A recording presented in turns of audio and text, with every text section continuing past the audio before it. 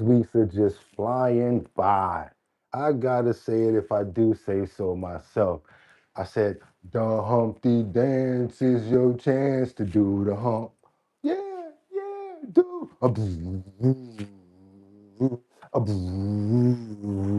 How everybody doing out there? It's your boy Boogotti NYC. Let me know if you can hear me, please. I need to know if you guys are hearing me loud and clear. Hopefully everybody's having a good hump day. It's Wednesday morning, I'm sorry.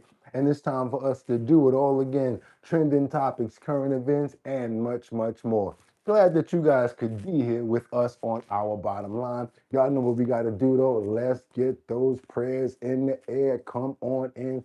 Come on in. How you doing, Luigi? I'm assuming that you guys can hear me because I see you guys shouting me out. So I hope everybody's good. Batty Lynn, thank you so much. Got to get this video going as well. Give me 1 second over here. How's everybody doing this fabulous Wednesday morning?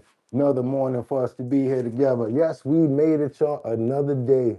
They thought that we couldn't do it, but guess what? We showed them, right? We showed them. Everybody good? Guess what? Y'all know how we set it off in here. We got to get those prayers in the air for everybody.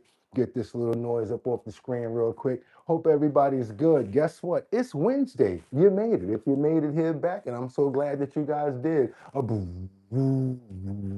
It's hump day, y'all. Let's get it in. Hope everybody's good. Let's see what time it is. Perfect timing.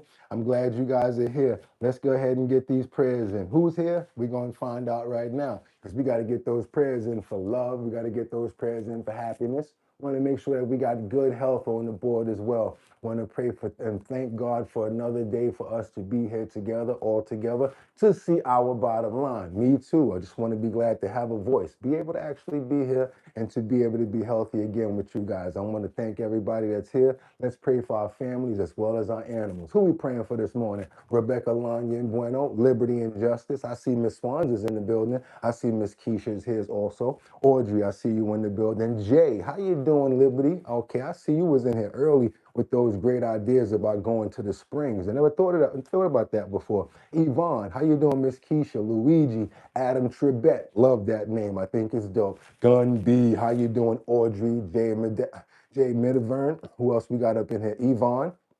How you doing, my brother Luigi? How's everything going over in your part of the world? Okay, hope everybody else is good. Miss Keisha, can't forget about Sam Champion, Mark Dorfman, Jeffrey Spilker, also Winter Rising, Angels Among Us, Casey Ramos, and the people that always hold us down, Batty Lynn, and Rebecca Lanyan Bueno, chiming in from Grand Rapids, Michigan. Can't forget about Kendra Walker. Can't forget about Colessive. Also, don't want to forget about 55 Coffee House, Lisa Roy. We got Tony right in the building.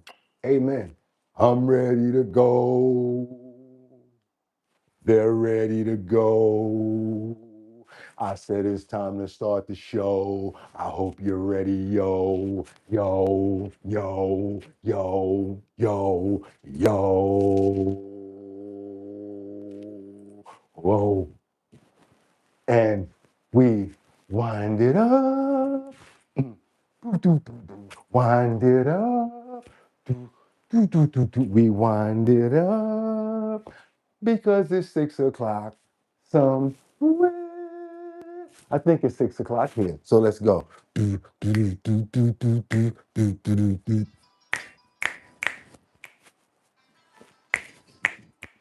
Okay. Olay. Don't play. That's right, you guys. Let me check and see what day it is so I'm not saying this wrong because you know we're about to go right now. Let me get you off the screen. Okay, what day is it? Is it, got to get real close. It's the 3rd, that fast? Wow, you guys, it's already June the 3rd. Months are flying by. It was just January, but you know what we got to do, right?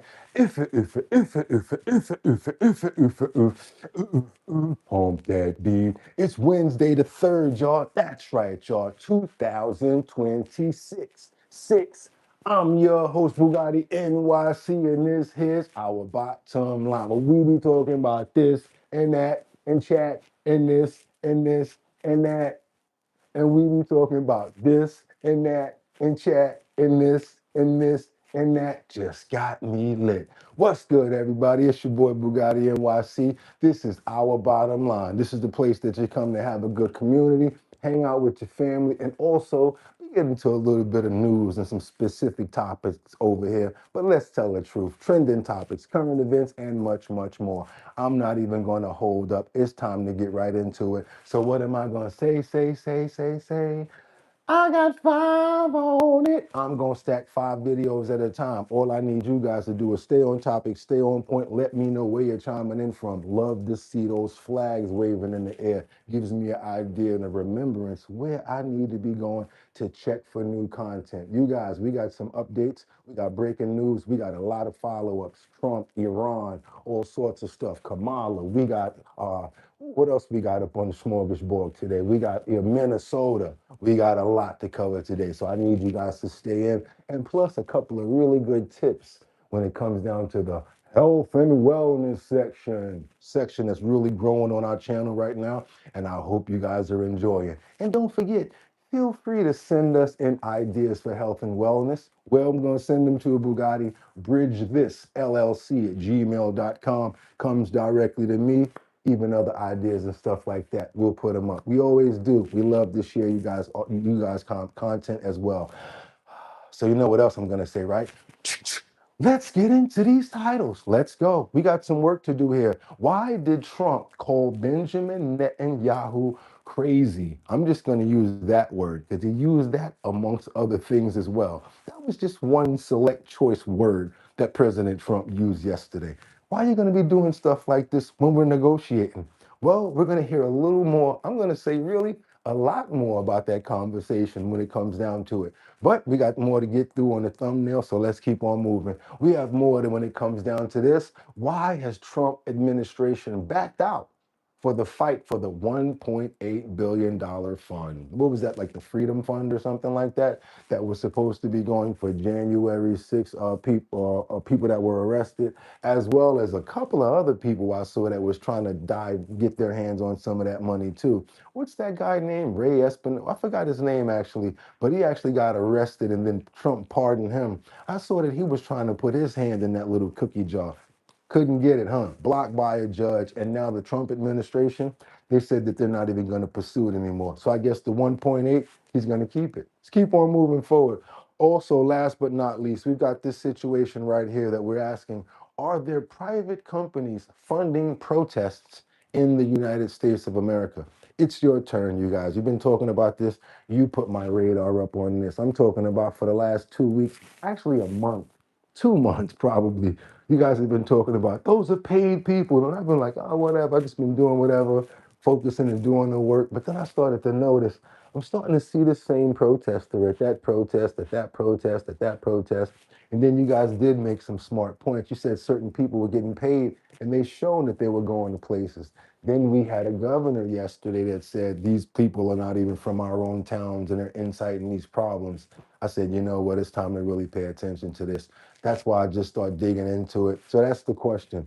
Question is this: are there private companies funding protesters in the United States of America? That's a question. Want to know what you guys have to think about that. Good morning, everybody. You know what time it is, right? Get your water, your tea, and your 55 coffee house. Let's go, you guys. It's time to get into it. Good morning. We got breaking news, of course, this morning coming in from the New York Police Department that says there's an alleged pusher. Yep, not a D-rug pusher, but there's someone that's trying to push people onto the train and the subway tracks of New York City in Queens. So I'm going to ask you, like you guys, male and female, be careful out there when you're boarding the train. People are like this, they're pretty crazy. Let's keep on going, you guys. Double tap that screen. Let's get those likes up. Good morning. Let's go.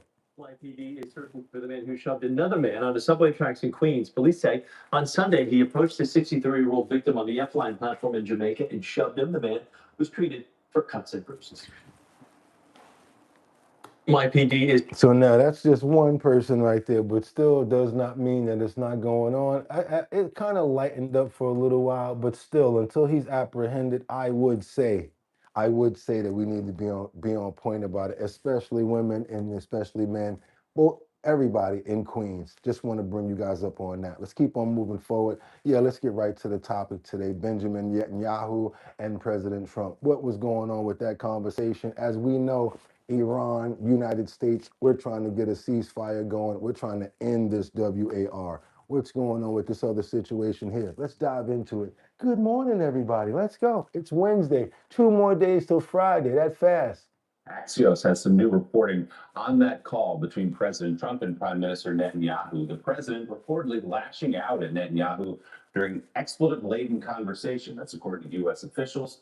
And a third source briefed on the call. According to one U.S. official, Trump told Netanyahu he was effing crazy and that the prime minister would be in prison if it were not for Trump, likely referring to the Israeli leader's years-long corruption trial. The president adding, quote, "Everybody hates you now.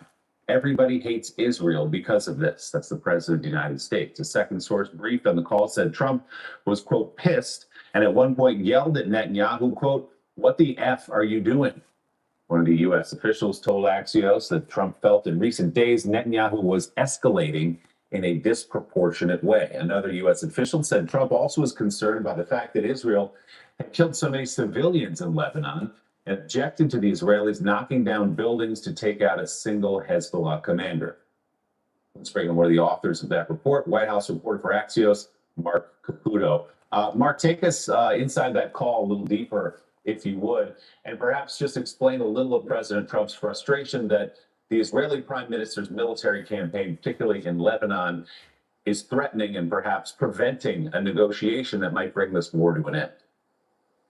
Well, leading up to this over the weekend, my colleague Barak Ravid and I had written a story about Trump sending back an edit, an addition to a peace deal with Iran. Yeah, we talked about that. Answer in a few days. Yeah, we talked about In that. the course of reporting that out, we were told by the administration officials, that Netanyahu wanted a component concerning Lebanon in there, and that Trump had rebuffed him, thinking that that was just sort of an added feature that would have sort of bogged down the talks.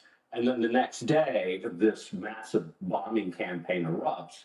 And from what we're told, in Trump's mind, they felt that this was Netanyahu sort of saying, well, I'm not going to get my way. I'm sort of going to bomb my way to your attention. And it really, really bothered President Trump, we're told. And yesterday in the early afternoon, Trump got him on the horn, Prime Minister Netanyahu, and just lit into him and sort of let him know that this is unacceptable in Trump's view. Now, let's be clear. The president keeps thinking that there's going to be a deal with Iran, and it hasn't happened yet. But in the administration, there has long been the sense of, okay, Netanyahu is our partner in this process, but a lot of the things that Netanyahu has said and done haven't been as conducive to getting the outcome they desire. And True story. I'm trying to negotiate right now. You're throwing bricks right now. You're not supposed to be doing that. That's why you're being outcasted. Let's keep on seeing what he's announcing and what he's really trying to get going with Hezbollah. Trump. President Trump sees a light at the end of the tunnel when it comes to peace talks with Iran. So this coming after the president reportedly had a heated conversation with Israel Prime Minister Bibi Netanyahu. Trey Hanks is live in Tel Aviv with the details for us. Trey. Yeah, hey guys, good morning. President Trump indicated that a broader deal with Iran could be closed as early as this week, telling a reporter yesterday, quote, "I think you're talking about over the next week." Everyone here, if you like the show and what's going on here, we see a Shane that's putting it on for us, and I really appreciate that, Shane, with the 100 people that haven't hit that like button. Maybe I got to give you guys a little bit of inspiration over there. Maybe if we go ahead and give away 6 of these keychains and 6 of these decals, they'll go ahead and hit that like button, because we only got to get up to 300 people today to do that. Let's see if we can get you guys some merch. You haven't been able to do that. All you got to do is get people activated. How do you get them activated? Those 100 people, bloop, bloop, bloop, bloop, bloop, bloop, bloop, start hitting that like button. Let that go up to 100. Boom, YouTube says, wow, something going on over there. Sends up a signal, sends more people over here. You guys get to 300, and all of a sudden, 6 people get 6 keychains, and 6 people get 6 decals. How does that happen? You email me. Same email I told you earlier, bridgethisllc@gmail.com. Wherever you want them sent, 12 random people will get merch. Let's keep on going, you guys. I said it. bridgethisllc@gmail.com. Our Bottom Line keychain, Our Bottom Line decals. Let's keep on moving, you guys. We got work to do. Let's go. I still have to get a few more points. As the president works towards a deal with Iran, he was able to de-escalate the ongoing conflict between Israel and Hezbollah, getting on the phone with both sides. The president said on Truth Social, I had conversation with Bibi Netanyahu today, asking him not to go into a major raid of Beirut, Lebanon. He turned his troops around. Thank you, Bibi. I also had a conversation with representatives of the leaders of Hezbollah, and they agreed to stop shooting at Israel and its soldiers. Likewise, Israel agreed to stop shooting at them. Let's see how long that lasts. Hopefully, it won't be for eternity. So it's like he got to be like this while he's negotiating. Like, make this phone call. Make this phone up. Now, why the hell did you do that? You see what I'm trying to do over here? One of those situations. Why did you do that? Yeah, you're trying to get everybody to chill right now. I don't know what you guys think about this, but that's what it looks like to me. Let's go ahead and double tap that screen to get those likes up because we got a whole bunch more coming in. Our Bottom Line, trending topics, current events, and much, much more. Let's keep on going, you guys. What's up, Wise Eyes? How you doing, Georgia? 55 Coffee House is in the building, you guys. Say what's up to Audrey. Let's keep on going, you guys. What's up, Jay? Got some more information coming in from Washington right now where Trump's DOJ backs down from the Republicans and the Democrats. Let's see what's going on with that Department of Justice situation. Just got a question, you guys. Jay, Littlefoots, Adam, Liberty and Justice, I know you have, but 55 Coffee House, you probably have as well. Jack, Wise Eyes. Have you guys already hit that like button? If you don't know how to do it, all you got to do is this. Everybody I just called out. Let's go ahead and let's double tap that screen. That's all you got to do. Oh, Boogotti, yeah, that's the show right there. If you're watching me on the screen, just double tap and let's get those likes up. Let's keep on moving forward, you guys. Let's see what's going on with this back down from the anti-weaponization fund because you know that fund was really getting people angry. Actually, on both sides when it came down to the 1.8 billion. Let's see what's up with that. In a rare reversal, the Trump administration appears to be backing down from its nearly $1.8 billion so-called Thank you, Wise. anti-weaponization fund. Now, you'll recall the plan sparked bipartisan backlash and was temporarily blocked by a judge. Critics worried it could lead to the payments heading to rioters who stormed the Capitol on January 6th. In a social media post, the DOJ wrote that it disagrees strongly with the judge's decision. It also said the fund was open to anybody, whether they were, quote, Democrat, Republican, conservative, independent, or otherwise. However, the department has pledged to abide by the ruling. But that may not be enough for some GOP lawmakers. According to Politico, Iowa's Chuck Grassley says President Trump needs to, quote, say very explicitly that there's not going to be a weaponization fund. And later today, Acting Attorney General Todd Blanche will take questions from the House Appropriations Justice Subcommittee. He's expected to face scrutiny over this fund. CBS News political reporter. I got information on that too. We already got that. So let's keep on moving forward. Let's see what's going on in Los Angeles because I know you guys are probably very interested in knowing what's going on with the primary out there, right? What do you guys think about Karen Bass as far as being the mayor again? Oh boy, doesn't that sound painful? Yep, because she has been slammed for doubling down on what they're calling bad policies. What do you guys think? You think she needs another round, another run, another shot at being mayor? Or is it time for there to be somebody else to step in? It's 2:11 in the morning in California, but today is the day there. Voters are going to head to the polls to decide Los Angeles' next mayor as the candidates make their final. Adam says no. To voters. I think we know how reality stars make it when they are in government. And what's going on is not the best picture. No matter how much I'm attacked with these lies that have nothing to do with my heart and my spirit, I just want people to feel safe. And used to being underestimated, but I know that the message that we're running on resonates with people. Political strategist Katie Zachariah joins us now. Katie, good morning to you on the East Coast today, but focusing on your home state of California. And a race that's really become one of the biggest national stories out there, which is the LA mayoral race, as tight as a tick with its disruptor. You're right, Adam. And Republican turned independent Spencer Pratt. And the question everybody wants to know is, can Pratt make it past the primaries in liberal LA? I would love to see Spencer Pratt make it in the primaries. You know, this state is controlled by the Nancy Pelosi's, the Gavin Newsoms, the Kamala Harris's, and the Democrat Party. And you have Vermont in there, and she's pulling very closely to Karen Bass. And I believe the DNC is keeping her in to basically push Pratt out. So California's jungle primary really doesn't allow a fair race for a Republican and Democrat. It consolidates whoever the Democrats or whoever the majority, in power want to keep in. So I'm having a difficult time watching those poll numbers and thinking Spencer Pratt is going to be able to pull at least ahead of Vermont here in the end, except if we get those independent voters out and they surge on Tuesday today in California. And let's be clear. All right, y'all, we're going to find out because it's Wednesday. It's already past Tuesday, so we're going to see what happened with that. We're going to find out and follow up on that, you guys, because now we also got to go on and find out what's going on with Scott Bessent, because these AI stocks are soaring through the roof faster than any other stocks basically that ever came out. I'm talking about at rapid speeds in 2 years, surpassing companies' stock values that companies that been in business for years.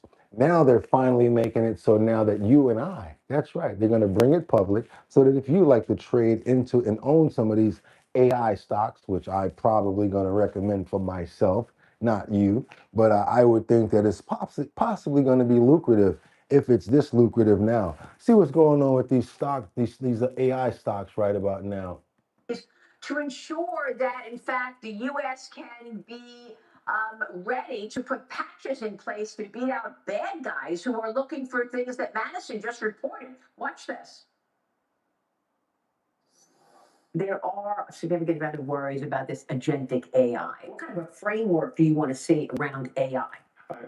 So we've got great collaboration from the AI labs, the three major ones, and I am sure that this is going to be one of the great technological innovations, not only of our lifetime, but maybe since the railroads.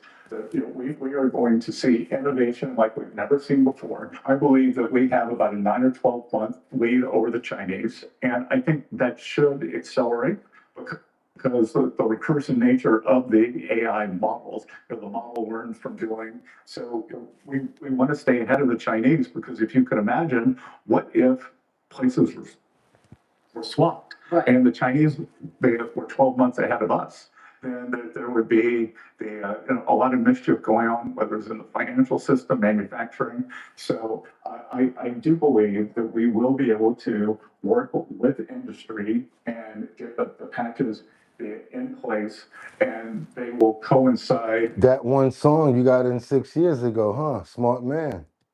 Woman, smart person, I'm sorry, smart. Release cycle.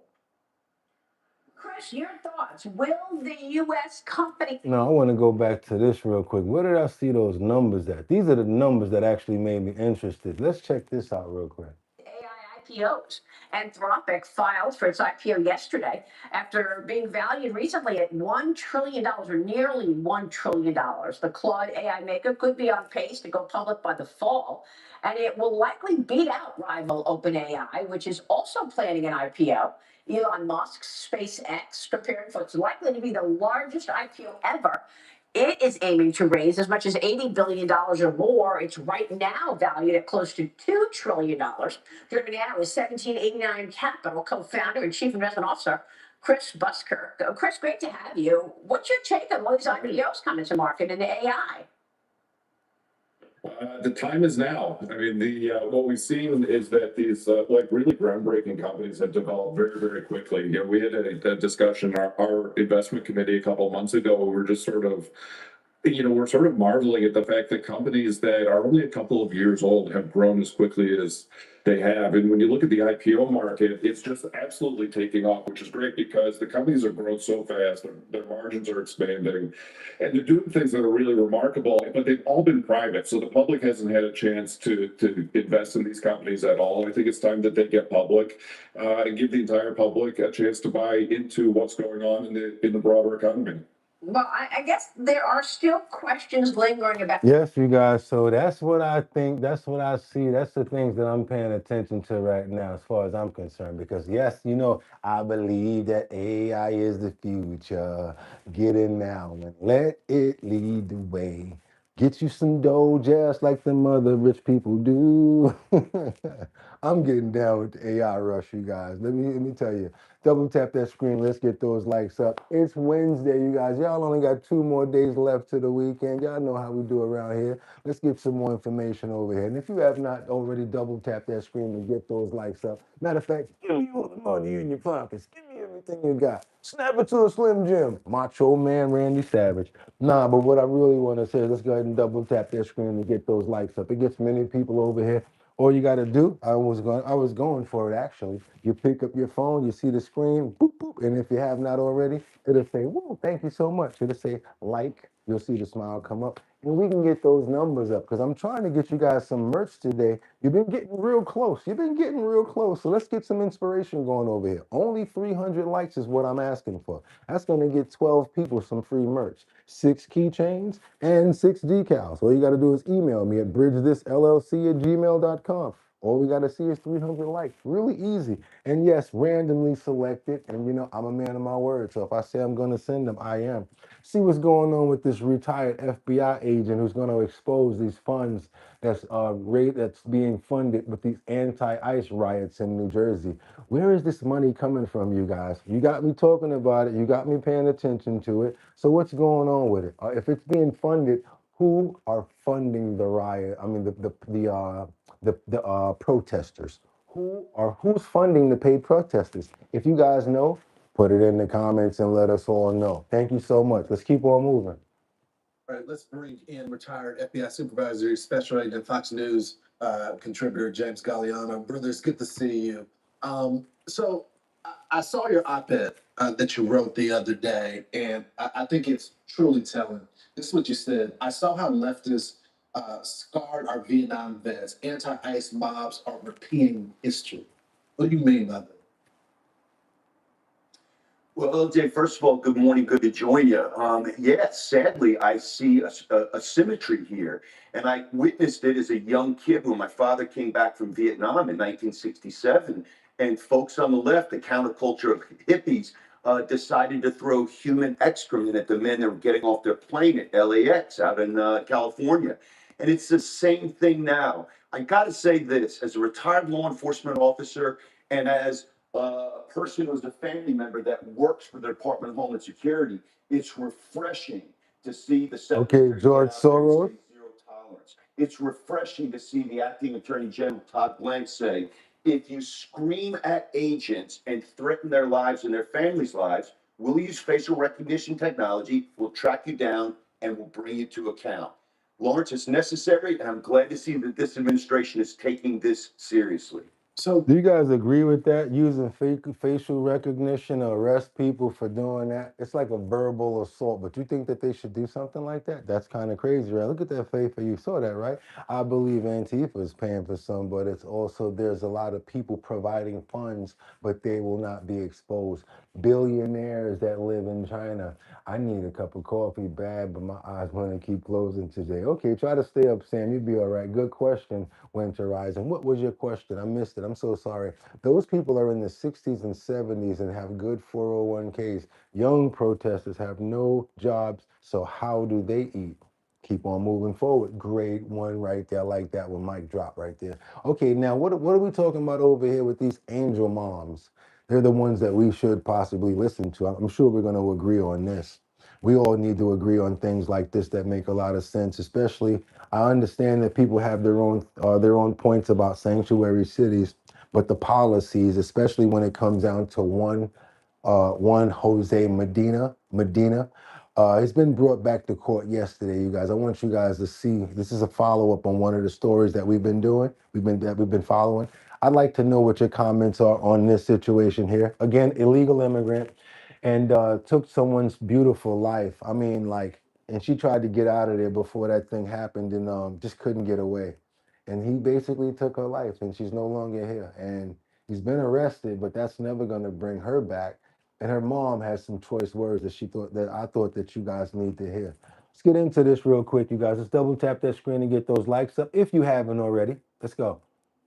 All right, the illegal immigrant suspected of killing Loyola student Sheridan Gorman returned to court yesterday for a brief hearing.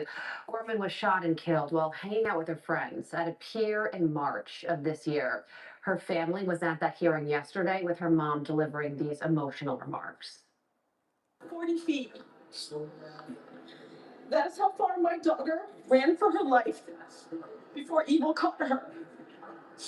40 feet between the life Sheridan should have had and the criminal illegal immigrant demon who stole it.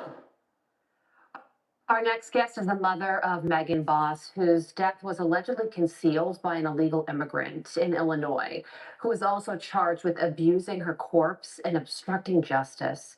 Angel mom Jennifer Boss joins me now. Jennifer, thank you so much for joining us. You know, you and the Sheridan's family share an unimaginable grief that most people cannot comprehend.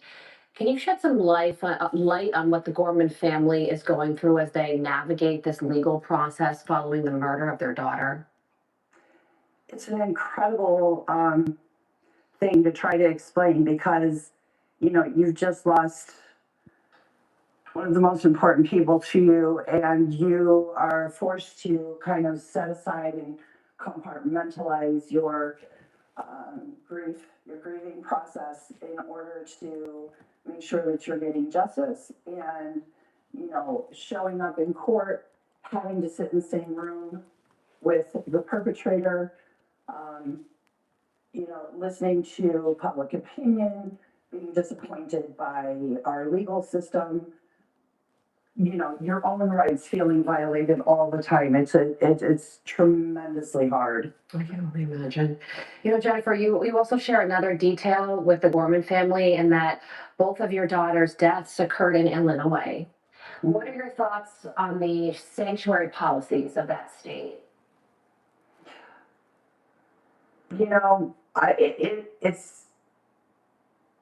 I don't understand how a state can just abort federal law and be protecting these illegal aliens that have come here undetected.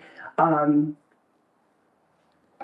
don't understand how they can do that, give them all the rights and benefits of American citizens, and that's okay. You know, everybody is going on and on about how the worst of the worst, they should only be getting rid of the worst of the worst, but we have to wait until somebody gets killed to find out who that is, and that's not right. Yeah. All right, so before it's over, before they even go to the next scene or the next screen, I want to go ahead and pray for both parents, both mothers, all angel moms. Rest in peace to your angels, to your babies, to your daughters, to your sons. And we pray that they get these laws correct and stop protecting these criminals out here, and they protect the children more than they do the criminals. Because we see what's happening, and we can't change the truth when you're looking at it face to face when it's right there in your face. And the truth is, you know, what they're saying is true. I just can't not negate it. Doesn't matter what channel it's on, what network it's on. That's the sad part. We still have small-minded people that worry about the network and the little things like that. Let me ask you a question. What would Channel 7 say about this person? What would Channel 2 say? They wouldn't say that you're still alive. They wouldn't say any different type of way that she lost her life. So why does it matter the network when it comes down to the actual truth still being there? That's why I have to make points like this sometimes, because some people just make some of the craziest remarks that make absolutely no sense to the truth of the matter. Amen. And I hope our family's strong throughout this, and I hope they can get through this. Amen. So worried about the network, and it's Fox, and it's Fox, and it's this. Does that mean that she didn't lose her life just because we're watching it on Fox? Make your mind this big instead of keeping it that small. Let's go, y'all. Let's keep it going. There is an anti-ICE protest in Sheridan Gorman's hometown of Yorktown, New York over the weekend. An anti-ICE protest in her hometown. I was talking to the assemblyman from that area, said that these were outside people. Why they chose her hometown is beyond me, you know, considering the fact that there was a resident who was murdered allegedly by an illegal immigrant. And her sister, Sheridan's sister, shares those sentiments and that confusion. And she responded to this protest on Facebook saying, "Seeing an anti-ICE protest take place in our hometown, a town that means so much to my family, has been incredibly painful. This has never been about opposing immigration. It is about preventing violent criminals from harming innocent people. It feels like a wound being reopened. It feels as though the tragedy that took my sister's life is being reduced to a political talking point rather than recognized as the devastating human loss that it is." What a message there. We're supposed to be changing things when things like that happen. Normally it takes tragedy for change to happen, for good change to happen. How many tragedies and bad incidents have to happen in order for these things to change? Real talk. What was that Patrick Swayze movie when he was young about China taking over? I'll have to Google it. Patrick Swayze, good one. I don't know. When he was young about China, I don't know. I bet you now you'll find out. Somebody will tell us who it is. Let's keep on moving forward, you guys. Yes, let's keep on going. Double tap that screen and get it done. See, look how fast that was. Scooter already said before dawn. Already knew it. Let's keep on going, you guys. Let's go. Yes, beautiful morning in Maine. Send us a picture on Discord. We want to see it too. Oh, my bad. Red Dawn. Okay, Red Dawn. I remember that movie. Let's keep going. Forest Park. This man gets up to life in prison for the murder of Jaden Smith, who went to talk to him and try to stop a beef and a bully. And instead of him coming to the door and talking about it with the young man, he came to the door with a weapon and pow the father. I mean, I don't understand. I mean, the brother. I don't understand this right here. It's like when you do try to do the right thing, someone just goes too far and does something like this. Let's get on over to Forest Park and see what's going on with this situation, you guys. This is terrible right here. Let's get on over to Cincinnati. The case, emotions boiling over from the beginning, came to a difficult close today. You may remember the scene playing out in court after 18-year-old Jaden Smith was shot and killed when he tried to talk to the father of the boy who was bullying Smith's little brother. My child was in court for the sentencing of DeMonte Alehi and joins us live tomorrow. Yeah, Church, there was a lot more civility shown today as these two families occupied the same courtroom. That is a stark contrast from the fighting that broke out a year ago at Dominic Alehi's arraignment. But there was something else that Alehi did today that upset Jaden Smith's family. Dominic Alehi was all smiles as he walked into court to face sentencing for the May 2025 murder of Jaden Smith. That was very, if I can say, devilish, but you know, vengeance is the Lord's. Alehi's attorney, Clyde Bennett, wanted the victim's family to know why his client was smiling. He was arguing with that. When he smiles, he's better because he hasn't seen him in a while. He said he's smiling because he's smiling at his family because he hasn't seen them in a while. On May 5th, 2025, Jaden Smith took his then 7-year-old brother, Sincere Stewart, over to Alehi's apartment in Forest Park and knocked on the door to discuss an ongoing bullying dispute involving his brother and Alehi's 11-year-old son. According to court testimony, Alehi emerged from a back bedroom and fatally shot Smith, who was unarmed. May 5th, I just know what he's saying. He comes around. It's full of dark cloud over my head. Every time I have to hear just several memories. Going to visit my son at a grave site. And he did not deserve that at all. At all. At all. About a half dozen of Jaden Smith's family and friends wanted to address the court. Some of them turned to speak to Alehi directly. I miss him so much. My family miss him so much. From the bottom of my heart. From the bottom of my heart. Should be at life and rest. We are told that the two families did not know each other prior to May 5th of last year. As Alehi was being led out of the courtroom from his arraignment on May 6th, pushing, shoving, and punching began in the gallery, but no one was arrested. Judge Patrick Dinkelhocker said Alehi's claim of defending himself was baseless. Alehi left the courtroom the same way he arrived, with a smile on his face.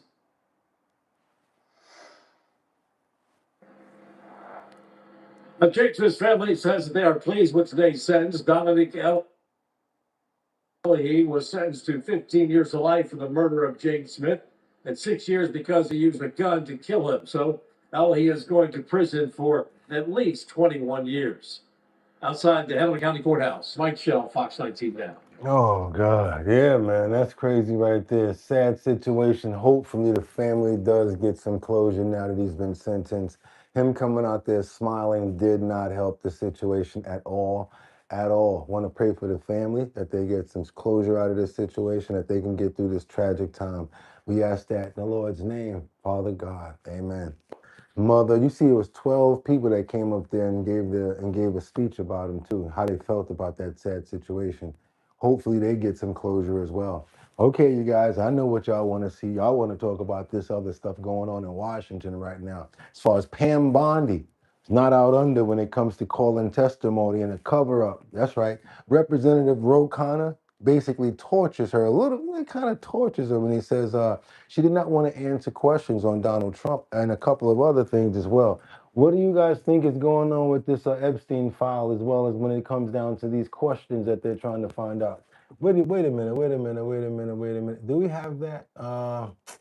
Actually, no, we don't. But you know what? I got to get to something else before, since we don't have that. I want you guys to see something even more important. This is one of Epstein's victims who basically tells us how she was actually groomed. I'll go back and find that other one. Give me a second. Let's go. Let's get this one here out first.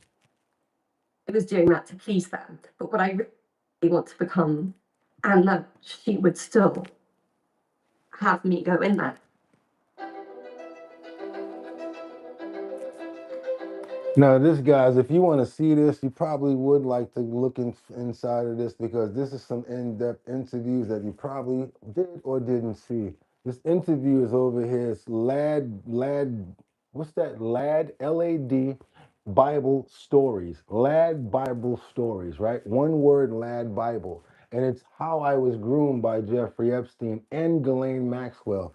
The reason I keep on showing stories like this and making sure so I can try to keep the light shined on this, as well as when I find anything new, promise you guys I was going to bring it. So that's what I'm doing. Can't bring the whole thing because the video is just too long. It's about 46 minutes, and it has a lot of accounts of many different things that we didn't hear about from Jeffrey Epstein's victims that are just now coming forward.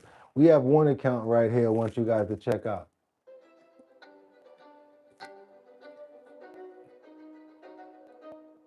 Where were you born in Michigan? What was your life like growing up? So I was born in Ascot and in Surrey, and I suppose when I was little, you know, I had a relatively normal childhood. Later on, my parents did have quite a lot of problems and ended up breaking up. So I think there was some instability there, and what went with that was a lot of moving around, a lot of different schools, a lot of different homes, and we did actually move to the south of France when I was about 10. So, and I loved the south of France, and that really was part of. Now, the reason I do that is to let you guys know that these aren't just, you know, bad people, bad intention, because everybody says it in the comments. Oh, they just was doing a money grab. Why are they saying it now? Because they probably just got the strength to do it, probably just now able to say these things. So yeah, and plus a couple of other things I want to go into, but let's just see a couple of things real quick here. Can you tell me about how you came to meet Ghislaine Maxwell? Yes, so obviously the first time I met Ghislaine Maxwell is sort of etched into my memory, and I met her through a mutual friend, and I was on a trip to Paris, and I was going out for the evening with a group of people. She met us, I think, in the hotel lobby, and she was a friend of this friend of mine. So for me, that was sort of a qualification of being somebody who was, you know, in a group of trustworthy people, I suppose.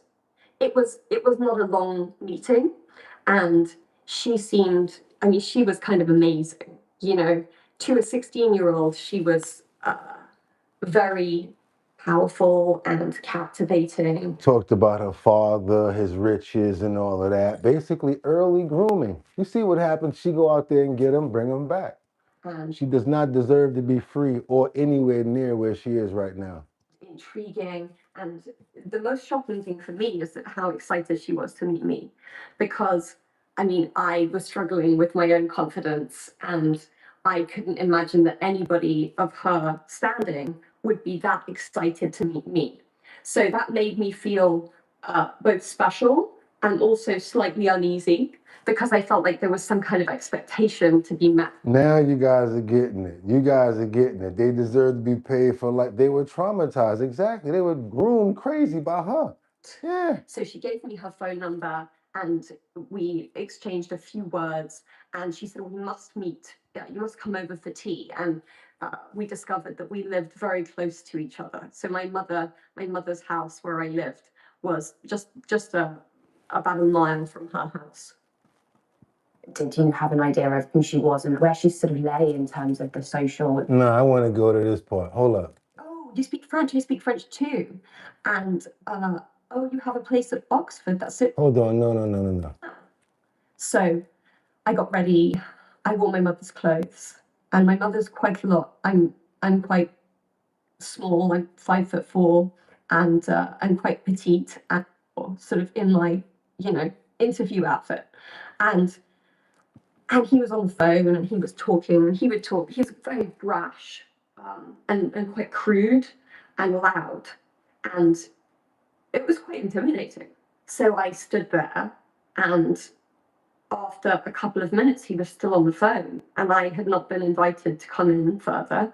I had not been invited to sit down. And so I was shifting from one foot to the other, kind of not even knowing where to look.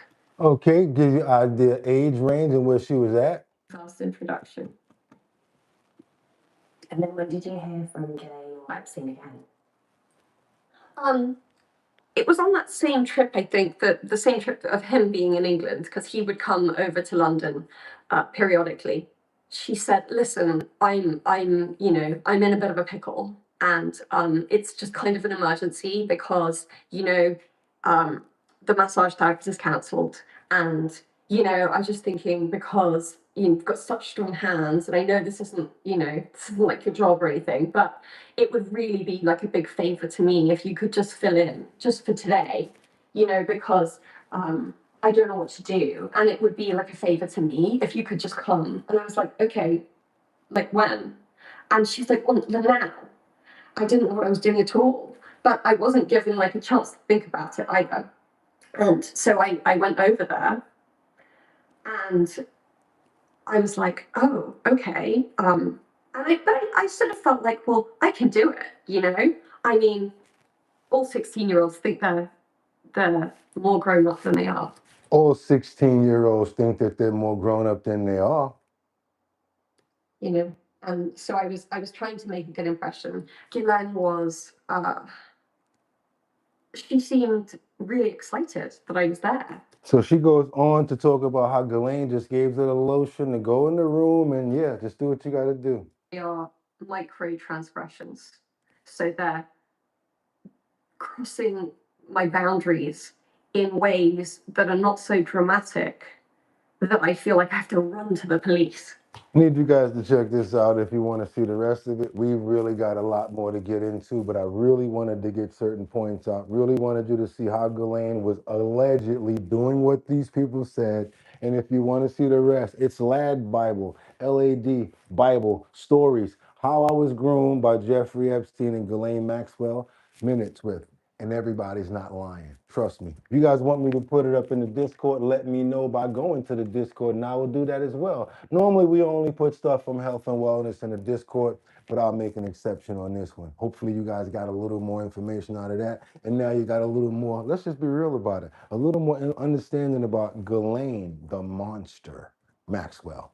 Double tap that screen. Let's get those likes up. I really appreciate it. Let's keep on moving forward, because now we got these anti-ICE rioters who were savagely bit federal agents. I'm talking about bit them. I mean, are you kidding me? If you would have bit me, you would have caught the 3-piece with biscuits on the side, gravy, all types of condiments. You would have had jelly for the biscuits and all of that.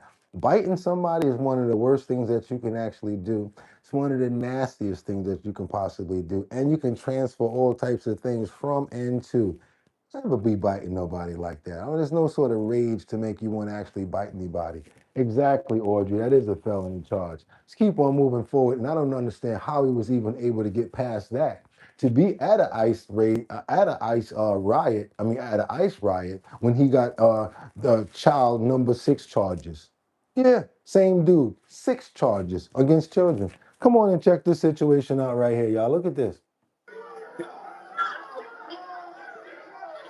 Now, they saying that these are savage bike marks a protester allegedly left on an officer in Delaney Hall.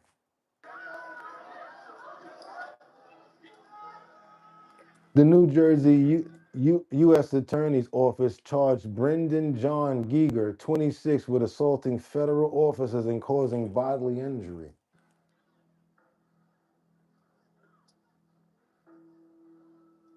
Leaving them with these wounds, according to Acting Attorney General Todd Blanche. That look nasty right there.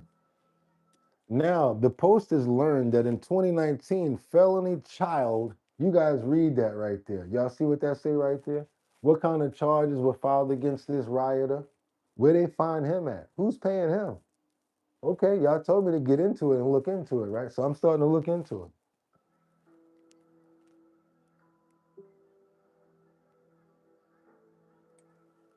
Now, after authorities found numerous digital images of suspected, yeah, you see, I can't even say them 2 words, on a laptop and an iPhone seized from Geiger's dorm room.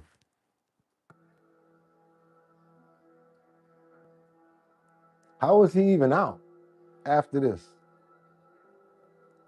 Now, he pleaded guilty to a lesser charge, of course, and then he was sentenced to 2 years probation, ordered to have no contact with anyone under the age of 18. So that's how he got out of that.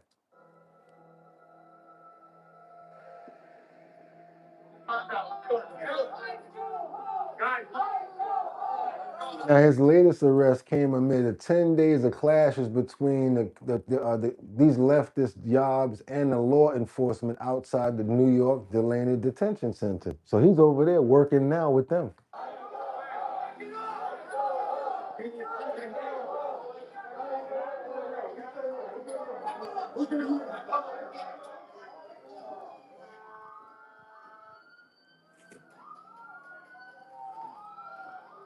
He faces a maximum of 20 years behind bars and $250,000 if he's found convicted of the assault charge. They're probably going to lower it the same way they did the first time about the children thing. You guys see that? Ain't that crazy? He's not even supposed to be out, tell you the truth.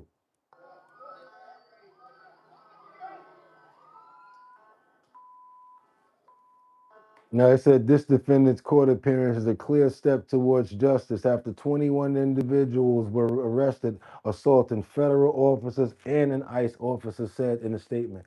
Let's keep on going, you guys. And I always tell you guys, if you appreciate the content, let's go ahead and double tap that screen to get those likes up. Get some more people over here to see craziness like that. Can you guys believe that? What is he even doing on the street still? He can't get a normal job. This is perfect for him. Check his bank accounts. What else? Complexion protection. This system is so up these days. Editors get the plea down, but then so many innocent people to take a plea deals knowing that they can't make it through the courts. You're right about that, Shannon, because they can't afford it. And they start them off with these crazy numbers, so they got to plea. They be like, wait a minute, 25 years, the next order is 8, then they take it. Mary Tanner, yes, lock him up. Lock him up. Let's keep on, y'all. Let's keep on getting on these fools. We got a lawsuit coming over here for Stevens Toyota. I hope ain't nobody buying no car. And I know a lot of people go to Delaware, Connecticut, and different places to buy their cars. I shouldn't even be laughing about this, but I think you guys are straight. You guys buy a Toyota in the last 2-3 years? And I hope you did not get it from Stevens Toyota, because it says that you don't owe them money. It ain't about your money getting paid to them. It's about the Toyota company that they didn't pay. Because you do know that these are dealers, they don't really pay these companies. They get the cars the same way that we get them. And they get them through a bank. That's why they do the financing. All they really do is have these cars sitting on their lot. So when they say, can you get it in red? Yeah, they call a Toyota and tell them to send it over. They don't buy it. They just get a cut of the sale. You guys didn't know that? So also something else you didn't know. What happens if they don't pay Toyota back and you driving around in one of those cars? Check this out. You heard what I said. What if the dealer don't pay back Toyota? Ain't got nothing to do with you. It's the dealer. Check this out. This is a crazy story I found over here. A local car dealership is accused of owing Toyota millions of dollars. So what does that mean for customers? Your consumer investigative reporter Cassidy Williams joins us now to explain. Cass? Now, how about the repo man go to the dealership now and start repoing all the cars from there? How they feel about that? Let them get a little taste of how they do us, right? What if Toyota send the repo man to the dealership now? Well, Stephanie, I didn't know this, but when you buy a car at a dealership, in most cases, the car you're purchasing isn't actually owned by the dealership. There I are didn't know lenders that. behind the scenes you don't know about. The car dealership then pays them. Now, Lisa, you probably knew about something like this, but we didn't know nothing about the dealers and the lenders and all of that. The lender when you buy the car. So what happens when the dealership doesn't pay back the lender for the car you just bought? That's a question the IT wanted to answer. When we stopped by Stephen Toyota in Bristol one day last week, the lot was nearly empty. Turns out there's a federal lawsuit filed by Toyota Motor Credit Corporation against Stephen Cadillac GMC and the owners of the business. The lawsuit says in late March, a Toyota representative went to the dealership and found 46 cars missing. That's more than 1.4. Yo, bro, where them 46 cars that we had parked here? You see watch when you see the lot. $4 million in inventory gone. But the 46 cars weren't stolen. Attorney Daniel Blinn with Consumer Law Group isn't connected to this case, but he has represented consumers in similar situations. We asked him to help explain what happened here. Car dealerships typically do not own their inventory, but Scooter says, yeah, bro, I worked for a car dealership for years here in Jacksonville, and this is 100% accurate. What? Let's go, y'all. What you said over there, Winterizing, yeah, they get them on credit so that I can't get it too fast. Where'd those cars go? 1,400 of them. Okay, we came and got those. Okay, let's go. rather they borrow the money for the inventory. And the creditor is known as a floor planner. So it was that floor planner from Toyota Motor Credit Corporation who accuses the dealership of selling dozens of cars without paying them back. So what does this mean if you bought one of those cars? Lynn says legally it's still yours and the debt is not your responsibility. Most consumers have no idea that the So okay, if it's legally yours, do you gotta pay them back for the rest of what you owe them in that case? I mean, they're not paying Toyota back? Question mark, question mark. Anybody want to build on that? If we know that they're not paying Toyota back, why we gotta pay them? All right, let's keep going, you guys. Give me some information on that. a dealership may not have the title to the car that they're buying.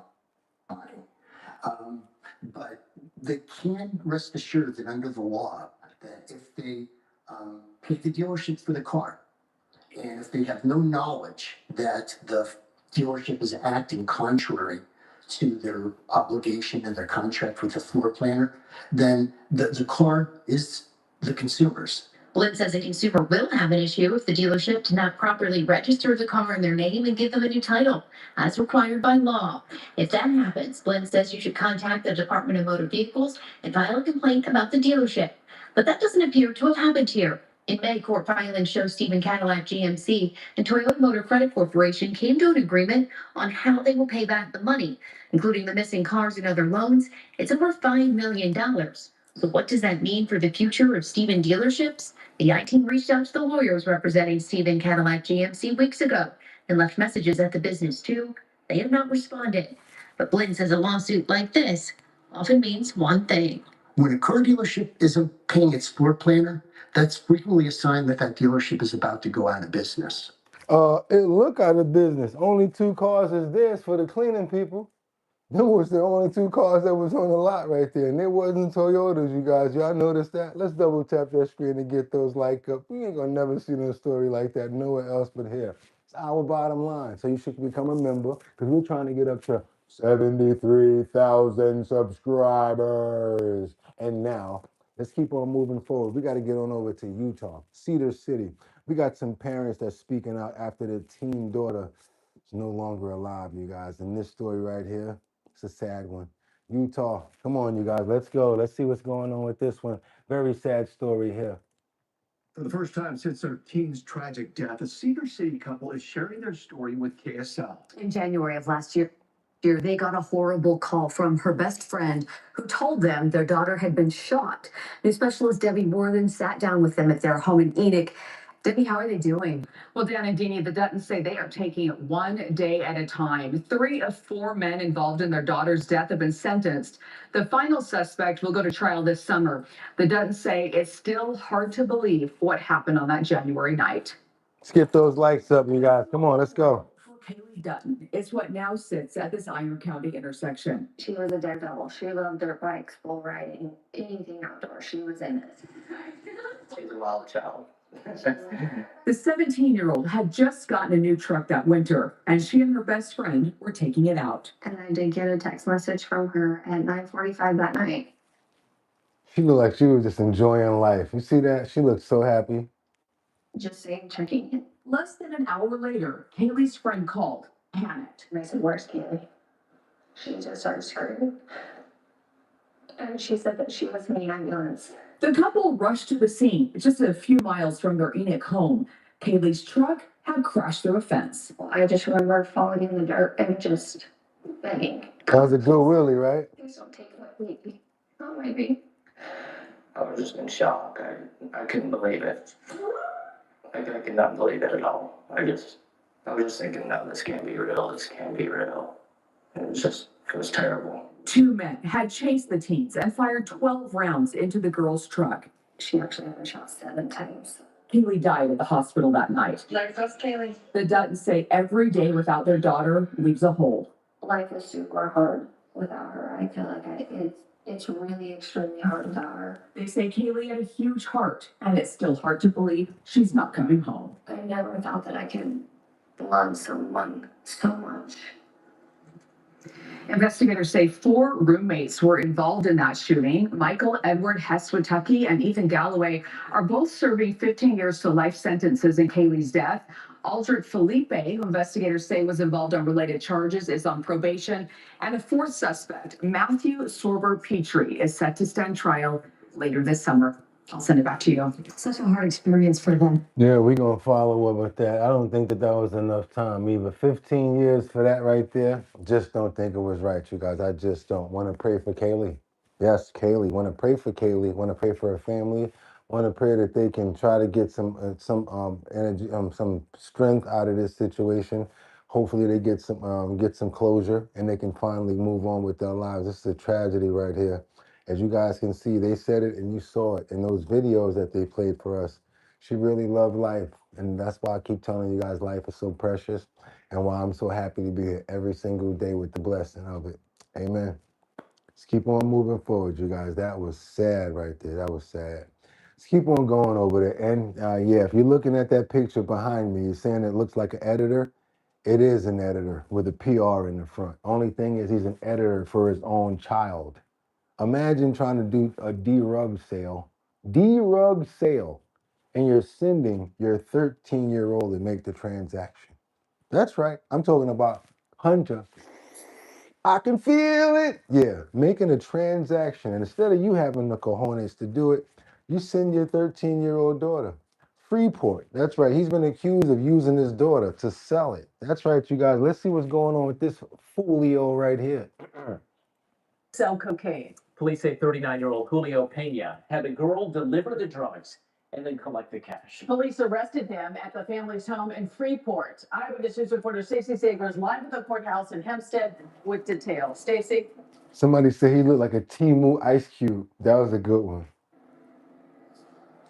Well, Sade, he's facing 8 different counts of charges, 7 of them felonies, including one regarding the use of a child to sell drugs, allegedly his own child. And we asked him about that in court today. Did you have your 13-year-old sell drugs? At first, he wasn't answering our questions, and then, in Spanish, proclaiming his innocence. But according to authorities, 39-year-old Julio Emmanuel Pena sold cocaine at least twice near his apartment here along Broadway in Freeport. And in one of those cases, Pena allegedly used his 13-year-old daughter to provide the drugs to the recipient and then collect payment. In court today, Pena joined by his own parents as he faced a judge who said he was somewhat uncomfortable not issuing a full order of protection for the 13-year-old girl because Pena is her sole parent. Where is the girl's mother? I am both her mother and father, he told us, again denying any crimes, as he left court with an ankle monitor. Meanwhile, near the apartment, which sits in between a deli and hair salon, longtime residents with kids of their own telling us, yes, there is crime here, but this crime rattled nerves. They didn't have a responsible parent that was teaching them the right things. It often leads to more misguidance. So you just gotta pray for that girl, that's all. And police say they also recovered Pena's cell phone, which he allegedly used to make the drug deals involving his daughter. They say they also recovered 13 bags of cocaine on the floor next to his bed in Freeport. Once again, the judge only issuing a limited order of protection in this case because Pena is the sole parent of this 13-year-old girl, and the judge did so very reluctantly. We are live in Hempstead. I'm Stacey Sager, Channel 7 Eyewitness News. That's crazy right there. I mean, I can't even believe it. It's talking about he's the sole parent. I see you guys got a lot to say about that situation right there. As you should, as you definitely should. That's crazy. Crazy right there. I want to pray for the daughter because guess what? She's still with him. Hopefully he changes ways and stop doing that. Probably won't. And hopefully now that he won't have any choice but to, especially if they step in and say that they're going to take her. But right now it looks like he'll probably work his way out of this charge and probably try to do things different. We got to keep our eye on a demon like that. That's a monster, allegedly. Amen. Yeah, because I don't know if he deserved to even have no child like that. What has he got her doing that for? Like, are you crazy? And then you see the other lady that was walking with him. Don't know where she come from talking about, oh, that's not his mother. That's not the mother. I'm the mother and the father. Yeah, okay. Let's keep on moving forward, you guys. We got to get on over to this situation right here that I didn't even want to report. But yes, a shark attack, you guys. An 11-year-old. He begs rescuers to not let him lose his life as after losing his legs to a shark. Let's keep on moving forward. Let me make sure that we right on this one. Oh yeah, yeah, June the 1st. We got it. We right on this one. This is in Brazil, you guys, and yeah, it's a bit graphic. 11-year-old.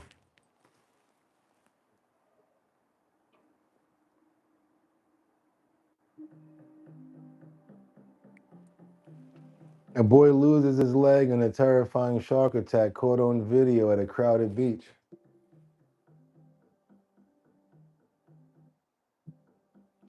Horrifying video shows the moment after an 11-year-old was mauled by a shark so vicious that bystanders had to drag him to shore.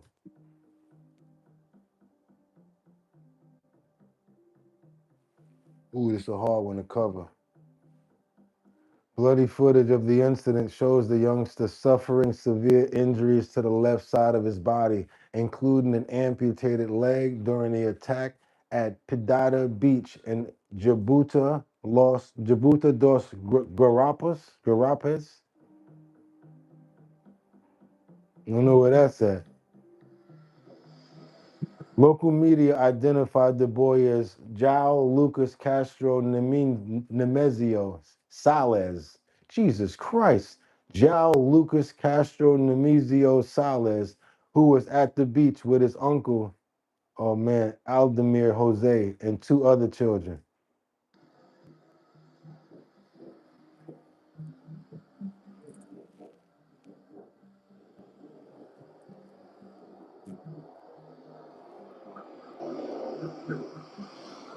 Makes you think twice about getting in that water now, doesn't it, guys? Doesn't it? Especially when you go into other countries, little beaches and stuff like that. You think about it, but then again, sometimes you do hear about incidents happening depending on the water temperature and stuff like that. And then sometimes you hear about them coming into certain areas where where regular beaches are. Just be careful out there, you guys, and pay attention. If you get any warnings or any sharks or stuff like that, get your ass out there, water. Exactly. Nobody told me there were sharks in the water. Want to pray for this child, 11 years old, amputated left leg. That's right, you guys. Pray for him that he made it out of this situation, that he's okay. I will be doing a follow-up with any information that I find out about this child. I'm going to be bringing it to you, because I'm sure he even thinking about anything like that happening to him on a day out at the beach. Probably was relaxing and hanging out, and the last thing you think about is a shark bite, a shark attack. Amen to him. Heal well, please. Amen, you guys. Tragedy right there. Sharks. Mm-mm-mm.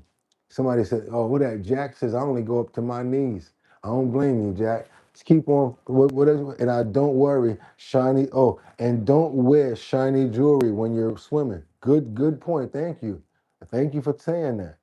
Okay, thank you for saying that. Thank you. Maybe that'll work. Anybody know where Muscatine, Iowa is at? Muscatine. Am I saying that right? Muscatine. Well, 7 people lost their lives, including the following Pow Pows in the neighborhood. He did it, was hanging out he did it, Powed some people. They were looking for him. He walked and went on some bridge somewhere. As they approached him, took his own life. Anybody know where Muscatine is at? Tonight, 7 people are dead, including the gunman, after several shootings in Muscatine. Tonight, police say 4 people were found dead just after noon at a home on Park Avenue. After that, police learned of additional victims, one at a house on Mill Street, another at a business on Grandview Avenue. Maddie France is live for us tonight in Muscatine.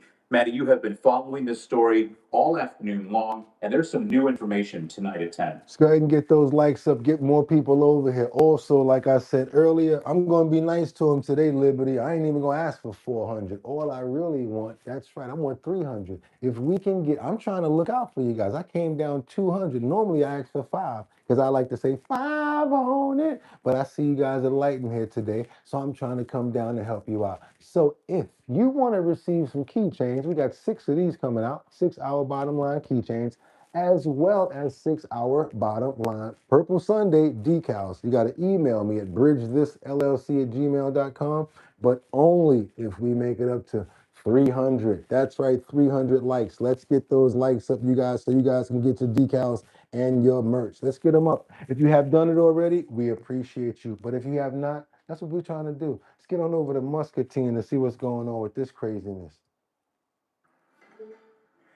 Yeah, John, and we'll get to that new information in just a moment, but I want to start by setting the scene here.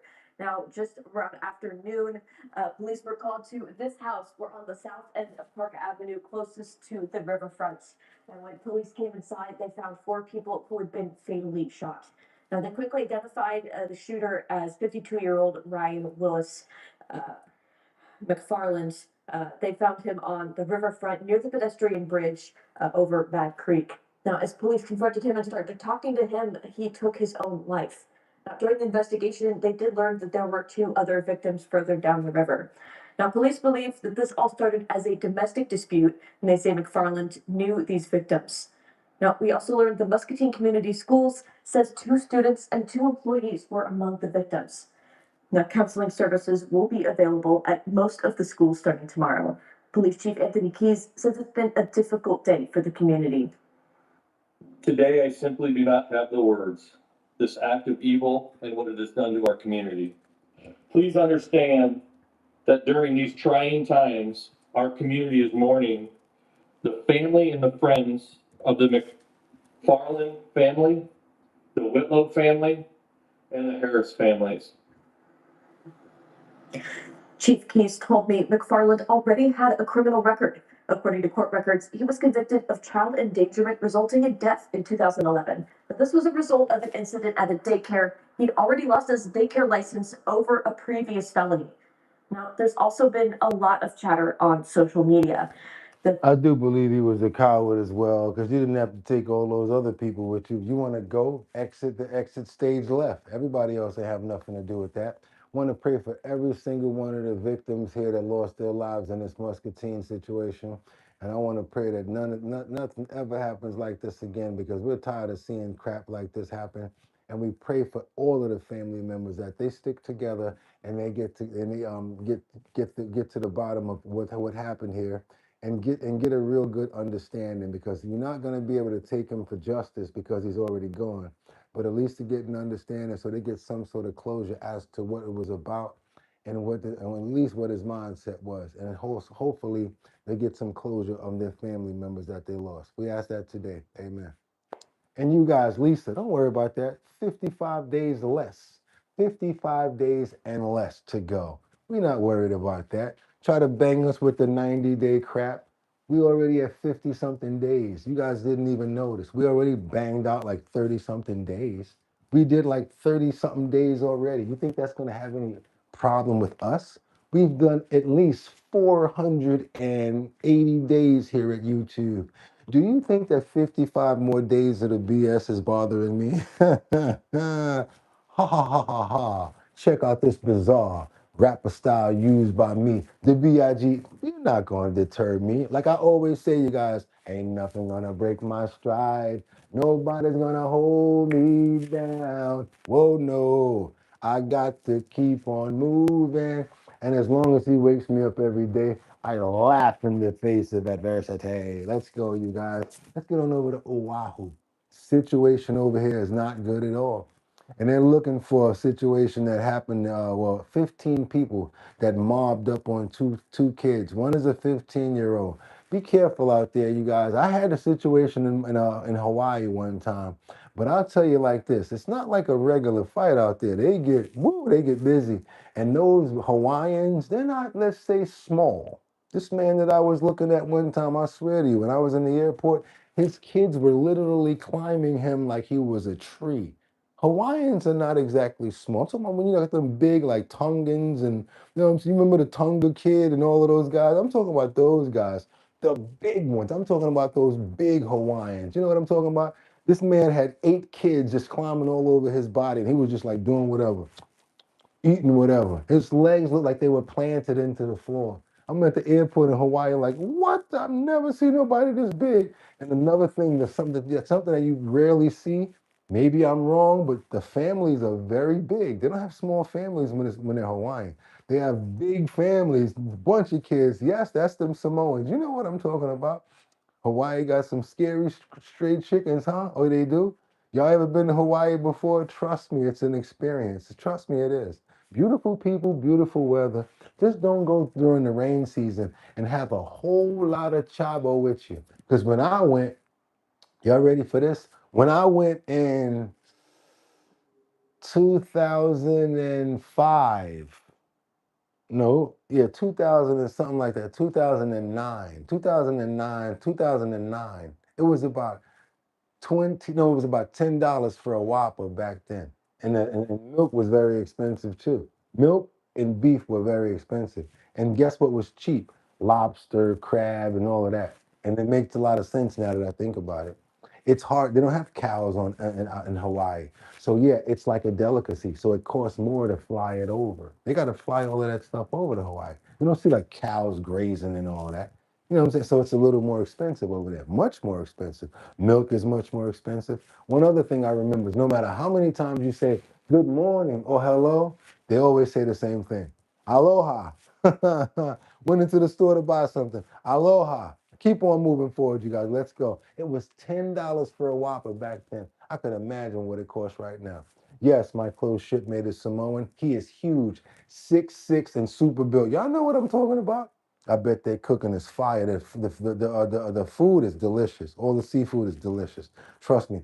I never thought I'd get chased by chickens again as an adult. Let's keep on moving forward because this is a different kind of story when it comes out of Oahu. Just wanted to bring you guys into where we're going right now. Let's go. 10 violence on Oahu's North Shore. Tonight, police are looking for a mob that viciously beat a young man and a teenager. He didn't say mom, M-O-M, like Happy Mother's Day. He said mob, like Mob Deep. Victims is speaking out after the attack, which he believes could have killed them. They love spam, huh? Is here now with the interview. Yellow PID and Steph McConaughey man says he was trying to save a 15-year-old boy from about a dozen people who were attacking him. That's when the group began beating him. And a warning, the details are graphic. Instead of intervening, bystanders recorded the beating. They posted a whole TikTok, so I mean, they didn't feel bad about it. We blurred the video out of sensitivity, but what we can show you are the injuries left behind on Kekoa Tamale. broke my hand, broke my eye socket. I had to get reconstructive surgery. My eye, I have a concussion. Bruised and scarred from head to toe, the 23-year-old lifeguard says the trouble began with a party near Pipeline on Saturday night. He says a boy punched him in the back of the head for no reason. He's a lifeguard, by the way. He went over there to stop the fight between the 15-year-old was getting jumped, and they start jumping on him. They turned around and asking them what's going on, and then two other boys come from behind, and one tackles me, and then whatever. But then I get up, and then they all run. Molly later went to a spot on the North Shore known as Dead Man's Curve. The same boys were there with friends. Tamale says about a dozen of them targeted his family friend, also unprovoked. They dragged this 15-year-old out of the car. It was a mix of grown men and high schoolers, but pretty big guys, and they're holding him down, and he's not a big guy. Tamale says one of the aggressors had the boy in a hog tie as others kicked and punched him. The fact that it had him holding him, trying to, it's like torture. That's like torture. Like holding him in the back, holding his legs. It's disgusting. Horrified by what he saw, Tamale stepped in, tackling one of the attackers. Everyone was either filming, laughing, or ran. So no one was helping this boy. And if I didn't do anything, he would have died. The 15-year-old was able to run off and get help, but then the group began beating Tamale. At one point, they were trying to drown me. One boy had my hair, and he was like putting me in the water. Every time I tried to get up and back up, someone would come and tackle me. That should have never happened. It shouldn't happen to anybody, you know? It's horrible. The 15-year-old boy's family wants to protect his identity. A family friend of both victims describes the boy as a gifted athlete and honor roll student. That's family, and it's hard seeing a loved one like that be in pain and, you know, be beaten so badly. Many were also bothered after seeing the video on popular social media pages, including Stolen Stuff Hawaii. The amount of brutality that was, that I saw in the videos, it's some of the worst I've seen ever posted to SSH, ever. HPD is asking anyone with information to come forward. We have the department's contact information on our website, and that's also where you can find a GoFundMe page for Tamale and the other victim. Sad situation right there. He tried to help him, man. He's a bodyguard. You heard the words that came out of his mouth. He wasn't thinking about nothing else but trying to help the 15-year-old. That's sad right there. I want to pray for the lifeguard. I want to pray for the 15-year-old because they're saying that he's pretty badly beaten up too. Holding his hands behind his back and those big Hawaiians and Samoans like that beating on him. Probably would have lost his life if he didn't step in. Look at the damage he got stepping in. Imagine what the other kid would have got. Want to pray for him for a full recovery. And yeah, Lisa, you're right about that future soft tissue damage possibly as well. Want to pray for a recovery, hopefully a full recovery, 100% if possible, a miracle. Amen. Sad situation right there. Let's get on over to Texas, you guys. We got an employee. We're going to call him the Roach because he's been accused of hiding cameras in the bathroom, and he had the nerve to admit it. Come on, you guys. Let's get on over to Texas to see what's going on with this Roach in Houston. Well, good evening. I'm Sherman DeSille. We follow a disturbing case in Harris County. A former employee at a Hedgewick Village restaurant is heading to state jail after admitting he secretly recorded customers inside the restroom. Fox 26's Leslie Delaspore is live outside of that restaurant with the latest of what experts are saying about keeping yourself safe. Leslie. Yeah. Now, what do you guys think about that right there? Someone in the comments says start arresting the people who were filming. That's what Ronald says. That's right, Sherman. So although the man behind this has been sentenced to 1 year in jail, court records show a lot of his time has already been served. So Harris County court records show Bayron Elias Pooh was sentenced to 1 year in jail after pleading guilty to invasive visual recording. However, a judge credited him with 150 days already served, leaving him with roughly 215 days remaining on his sentence. Investigators say Pooh was working at the Lupe Tortilla in Hedgewood Village off of the Katy Freeway when he placed a hidden camera inside a public restroom at the restaurant. Court documents say say the device captured footage of multiple people, including a young girl and her mother, while they were using the restroom. Another employee eventually discovered the camera and reported it, leading to Poo's arrest on New Year's Eve. So we spoke with a tech expert who says people shouldn't live in fear or feel like they have to inspect every business they walk into. But if something feels off, And he only got 1 year, Faith. Exactly. Those files last a lifetime. check. I mean, people don't realize it, but they have a device at the tip of their fingers that can protect them from becoming a victim. We can start seeing these at hotels more often. People that install these hidden cameras, Airbnbs, massage places, for example. But we already have a device that can actually help detect and find hidden cameras, and is our own cell phone. The cameras on the back of the cameras in the front of the cell phone have already the ability to detect infrared rays. The way we start detecting this is we open the phone, just open the camera, and start looking for places, air vents, for example, or places where you get like when you plug in devices. That's important. So just open your camera, look at the place, and if the camera starts. It just starts looking or seeing a flickering light in your camera, in your screen where you have the camera open. That's an indication that something might be going on. Open the Wi-Fi app on your device and see if there are other devices around you that look weird. Okay. Usually these cameras are broadcasting via Wi-Fi. If your Wi-Fi detects other devices that are not in the room, that's another indication. And that means that it's probably a live feed, that they got a camera in there that's doing a live feed if you see other Wi-Fi.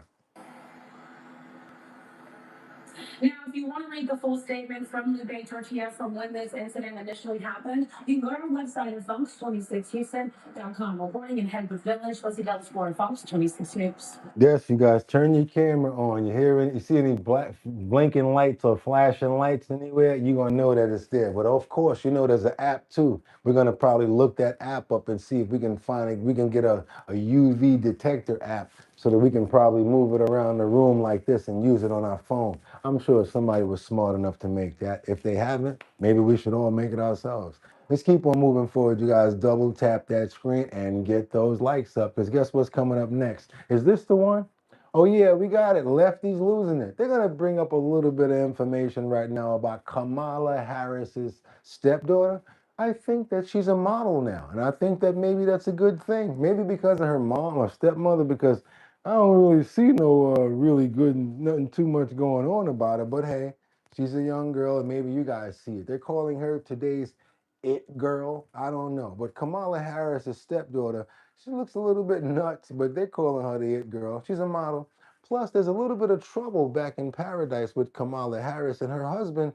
They're rumored to be living apart. How's that going to look for the next campaign run when you're out there as a single woman? Come on, Kamala, get your relationship back together. What's going on with you guys out there?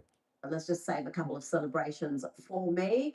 Now, Kamala Harris's stepdaughter, Ella Emhoff, who is signed to a top modeling agency, has shown off her fashion style and her flexibility.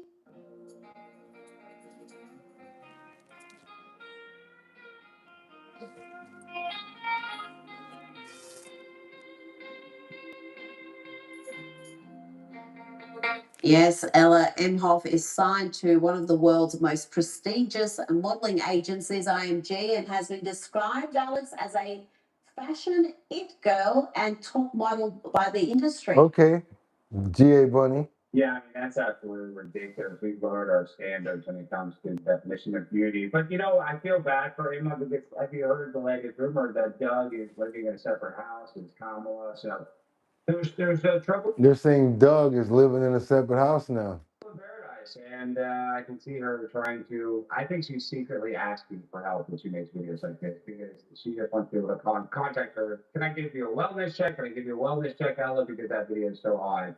People. That's right, Just Joy. Just Joy said, what was that? I was thinking too. Really not. She's okay. Thank you, GA Bunny. Thank you. You're giving us a little bit of goss there, Kamala Harris. Somebody said she's not a model. She's a woke dumbass. Yo, let's keep on going, man. Let's go. Let's keep on going because now we got to get on over to Harris County, you guys. Yes, we're going to the jail at Harris County. We report from everywhere. We got a situation in Houston where the daughters of a woman who lost her life in the county jail says that 5 inmates told them the same disturbing story about the conditions in there. So things like this, you can't negate and say it's not going on. Sadly, when it happens in the prison, it's like your word against theirs. Different things happen when you're in prison, but it just a lot of it probably doesn't go reported. Let's see what's going on with this. Pretty sad situation here, you guys. Only on Fox here tonight, the daughters of a 48-year-old woman who recently died at the Harris County Jail say they've heard from 5 inmates who tell the same disturbing story. Fox 26's Randy Wallace joining us now live from the Harris County Jail downtown. Randy.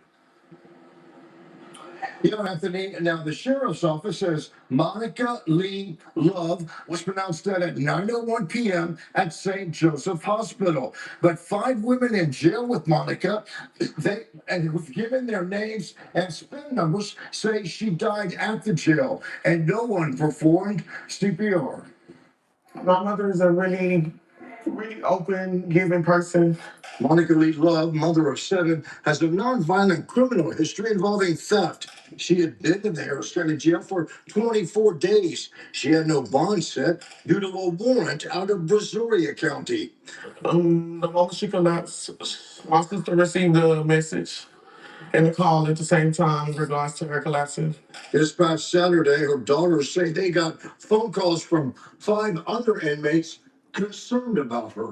You have inmates that are talking about how long it took. Yes, these inmates stated that it took, some stated 15 to 20 minutes, some said 20 to 25 minutes. They estimated that it took any medical staff to respond to her collapsing, that they yelled out and they hollered and they banged on the windows to the picket for help. Inmates told you what, that she was dead when they put her on the When they put her on the stretcher. They said she was cold. They said she was cold, her lips and stuff was purple, and all that was already done. Like she was already that color and stuff before medical even arrived. As soon as she even left that floor, she was dead. They knew that. And they knew that. And that they never, ever proceeded to perform CPR on her, that they looked at her and they didn't want to touch her because she had, of course, bodily fluids on her. They were disgusted with my mom, is what they stated. They looked at her like they were disgusted with her. They didn't want to touch her. So no CPR was ever performed. Her daughters say Monica was taken to the hospital last Tuesday due to heart conditions. She returned to the jail just 1 day before her death.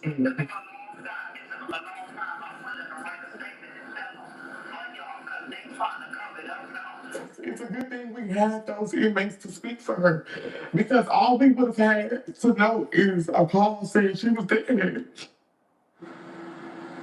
Now, in a statement, the sheriff's office says the Texas Commission on Jail Standards and Texas Rangers are investigating in accordance with state law. The sheriff's office Internal Affairs Division is also investigating to see if all policies and procedures were followed.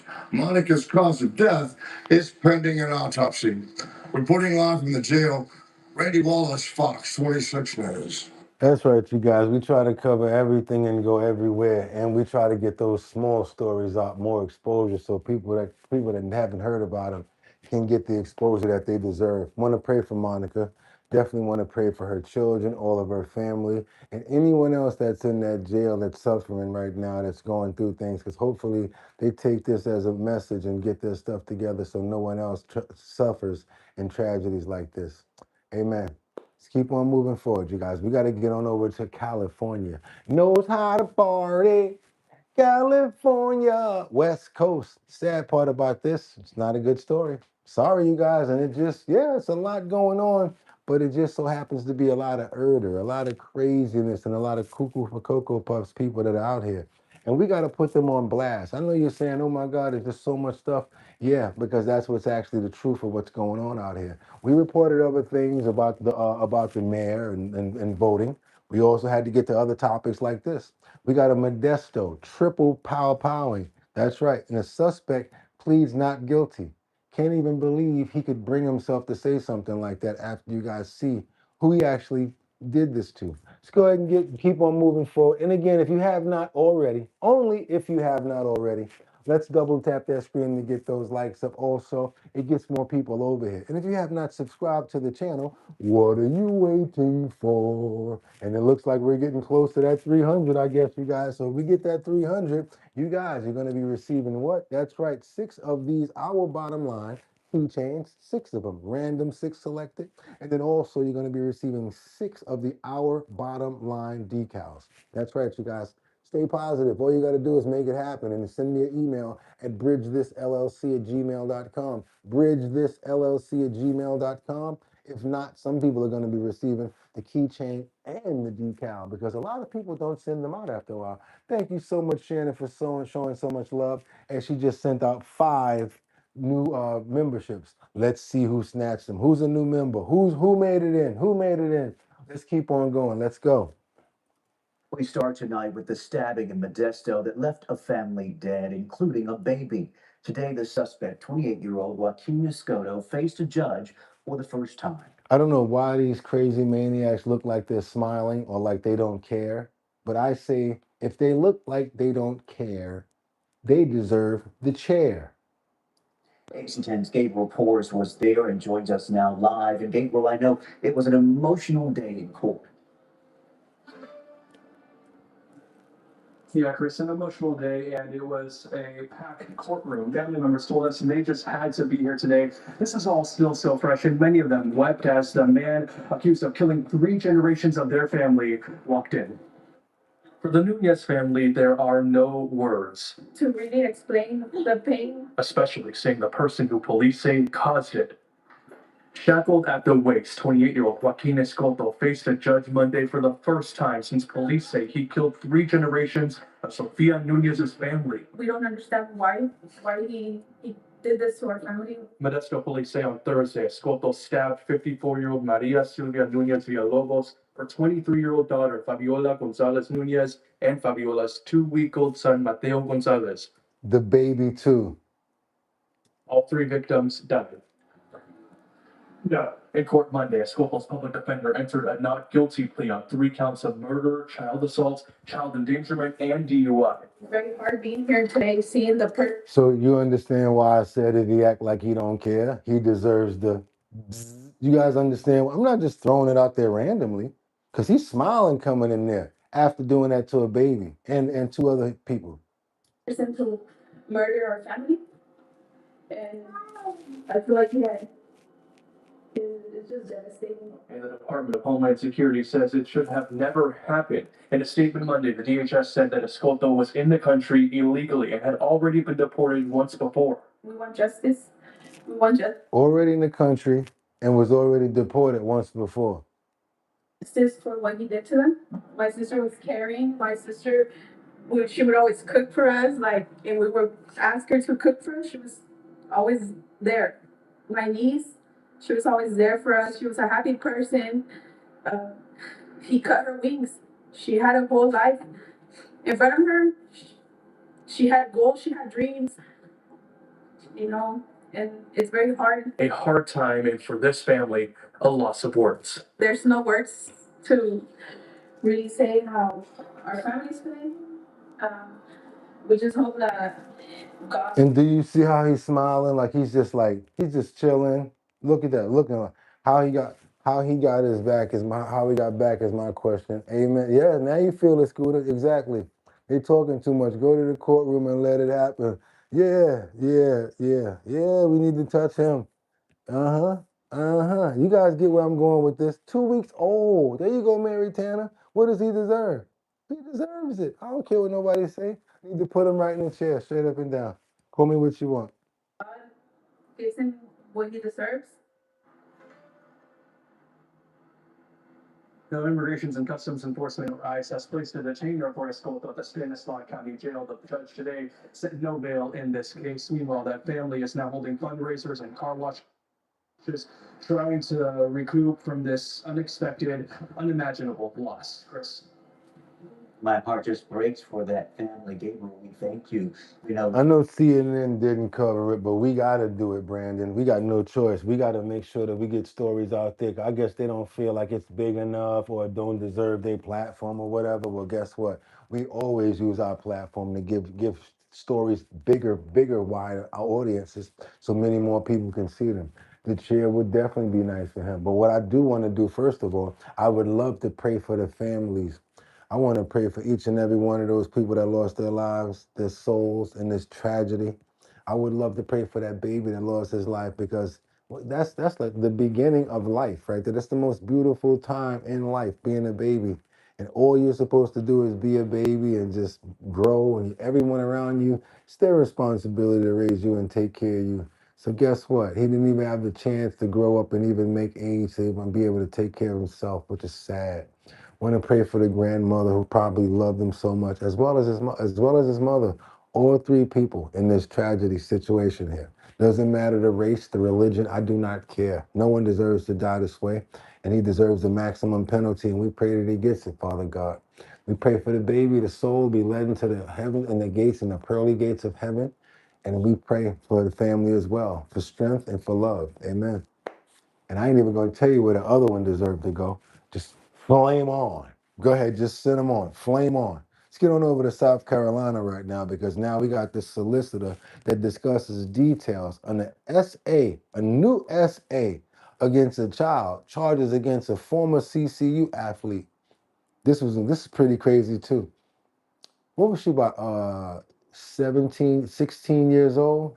I don't understand it. You guys can't find. So, I'm not even gonna say you guys, but certain people can't find women their age or men their age. Why they got to go messing around with the children? I don't understand that part. Never thought that was cool for me. Never was interested in it. Let's get on over to see what's going on with this situation down at CCU, guys, South Carolina. New details tonight following the arrest of a former Coastal Carolina University basketball player. Sydney Ryan sat down with the Horry County Solicitor to hear what's behind these latest charges against Nadrick Pete. When Nadrick Pete's attorneys asked for a speedy trial less than 2 weeks ago, solicitors warned they believed new charges for Pete were forthcoming. Those charges came, and Pete is now facing 22 additional charges. Nadrick Pete, a former CCU basketball player, and another former player, Joshua Beadle, were arrested in March for allegedly sexually assaulting one woman. Pete was initially charged with third-degree criminal sexual conduct, but after investigators examined his phone, he... Hold on a minute. We got much more than just 3 charges here. Everything starts with SEX, exploitation of a minor. 2nd degree discharge, no bail set. Look at all these charges right here. faces new charges. The police have gone back and charged with sexual exploitation of a minor. So sexual exploitation, there's 3 degrees of it. And most people refer to that as child porn. During Pete's motion for a speedy So you heard that, right? Most people refer to it as child what? So what did you have on your phone? Videos of what? trial, we learned the alleged victim is a minor and that the incident was captured on video.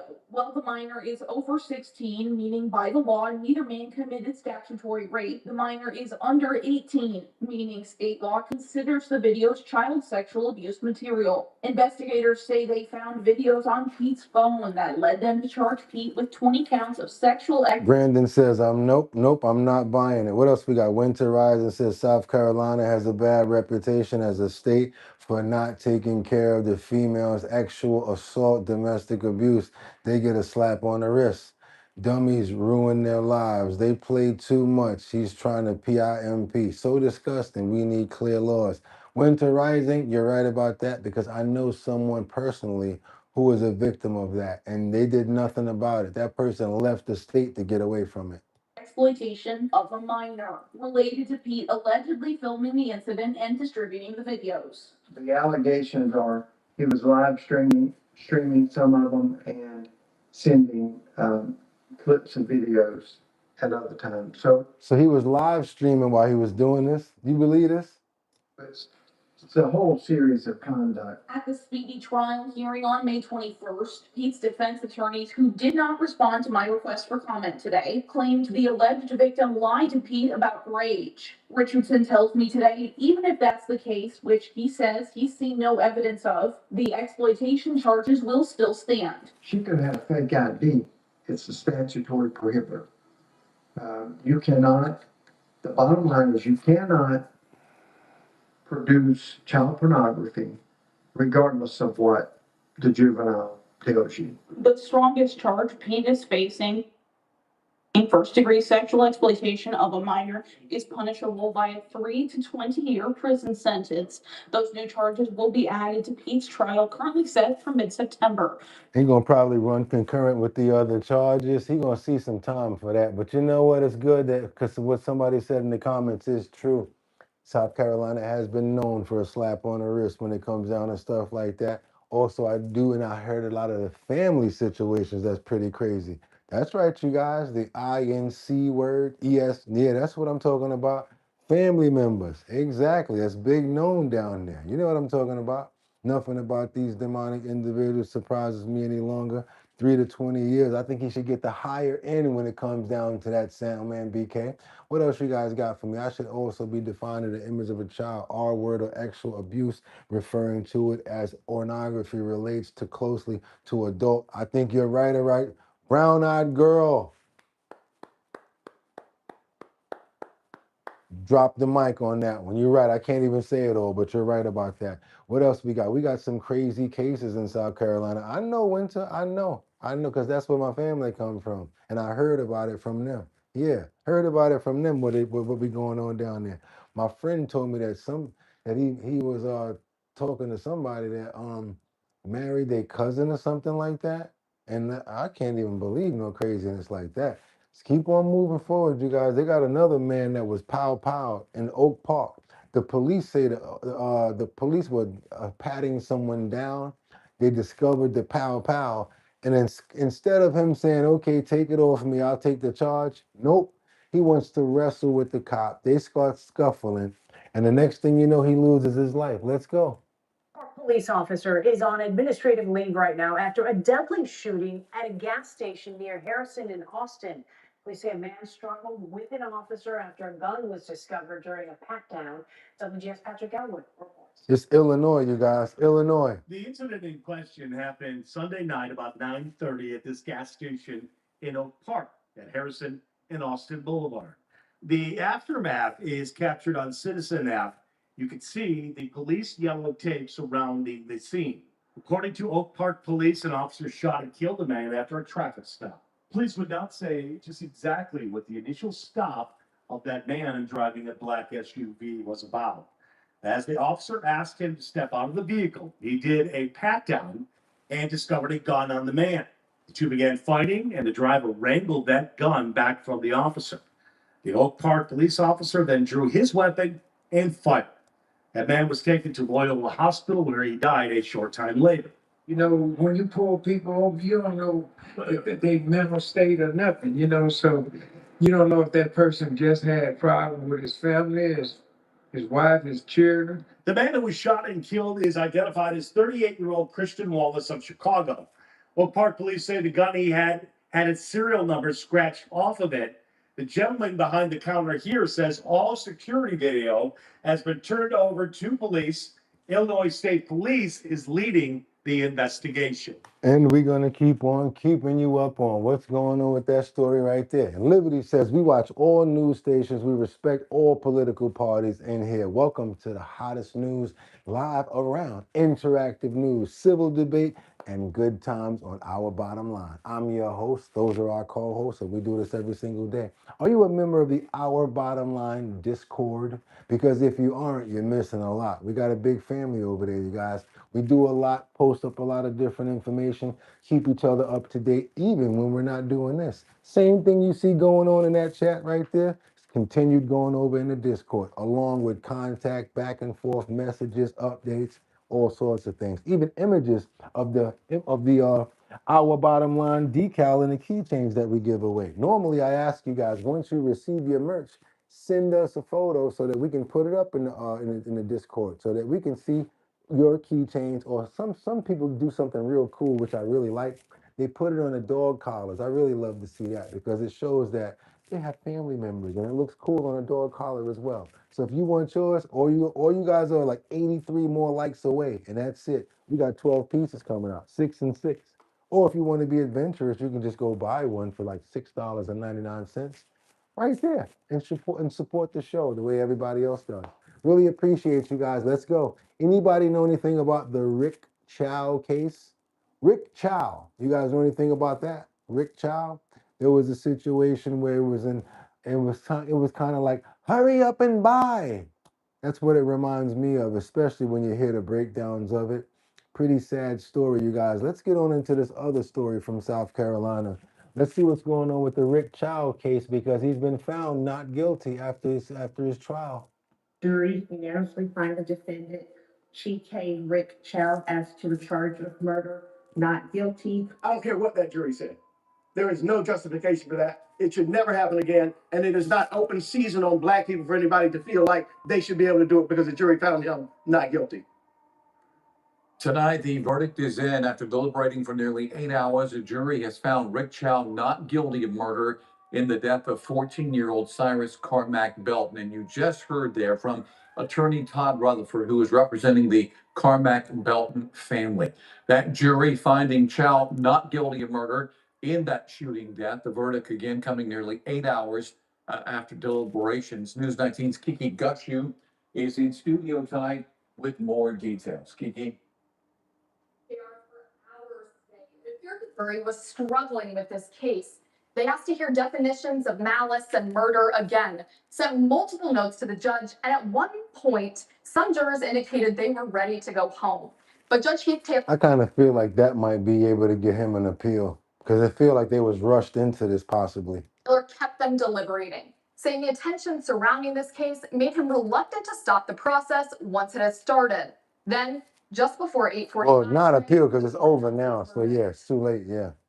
Can't bring it again. Number 2023 GS 4007440. State of South Carolina, County of Richland versus Chike Rick Chow. We, the jury, unanimously find the defendant, Chike Rick Chow, as to the charge of murder, not guilty. So I guess I gotta stand corrected. If it went the other way, he probably could have used it, but he got found not guilty. So case is just closed after that. Pretty crazy. The verdict ended a day that began with emotional closing arguments. Prosecutors argued Cyrus Carmack Belton was a frightened child running for his life. He died scared.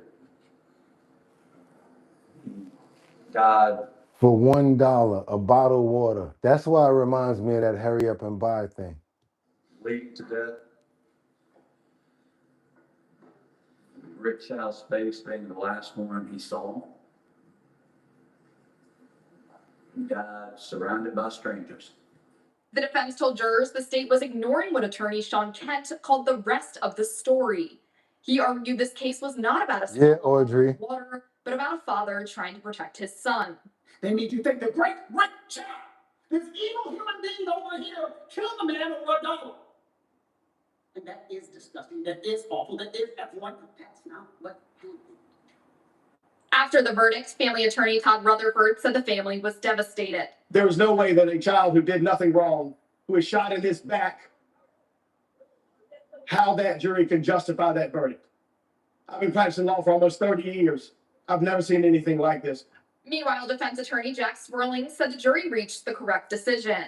I just don't know what any parent would do. Winter says they did say that when the guy got there, the victim had a pow pulled on his son, and the man told him to put the pow down, and he did not, and the man powed to protect his son.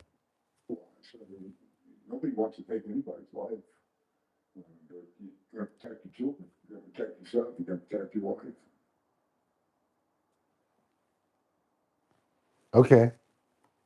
Okay, you guys followed up with that pretty good. You brought me up to date on the whole case. There you go. Somebody else says the boy had no money, an empty backpack, and a pow. So what was he doing in the store? That was the question. There you go. You guys still want to pray for him. Didn't know what he was planning on doing. Didn't make it. Brick Child is now free, and he was found not guilty.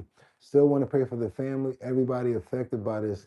And hopefully, younger children and younger kids will look at this as a way, as something that could deter them from making decisions like that. Going in stores, no money with a pow pow. Amen. Tell you one thing, my mother always told me, if you ain't got no money, what you doing in the store?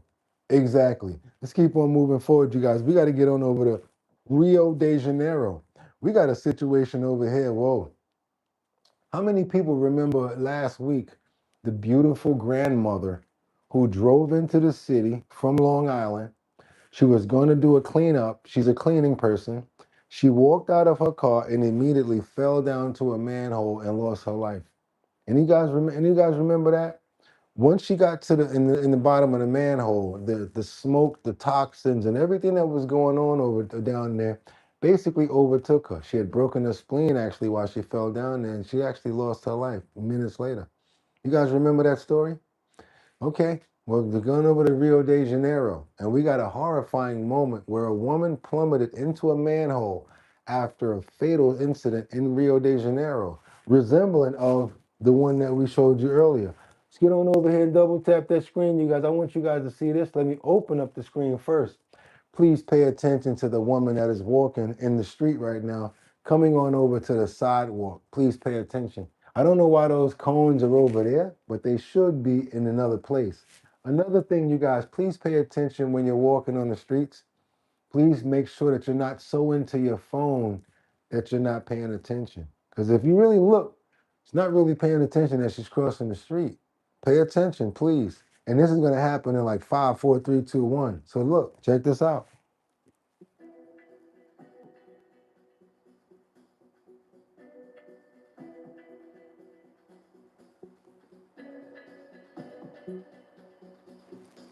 Frightening video shows the moment an unsuspected woman suddenly plummets through a loose manhole cover in Brazil.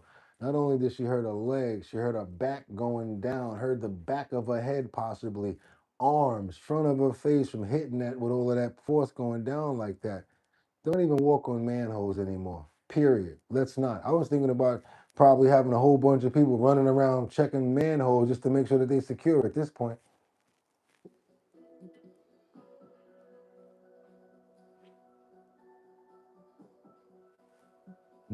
Before bystanders rushed in to help the woman who was injured from the harsh impact of falling on the teetering cover on her way down before landing in chest high water.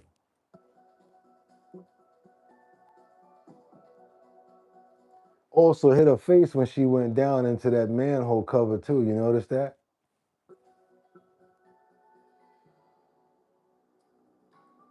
Now, this incident comes after a grandmother plunged into an open manhole in Manhattan on May the 18th and died from unimaginable painful injuries.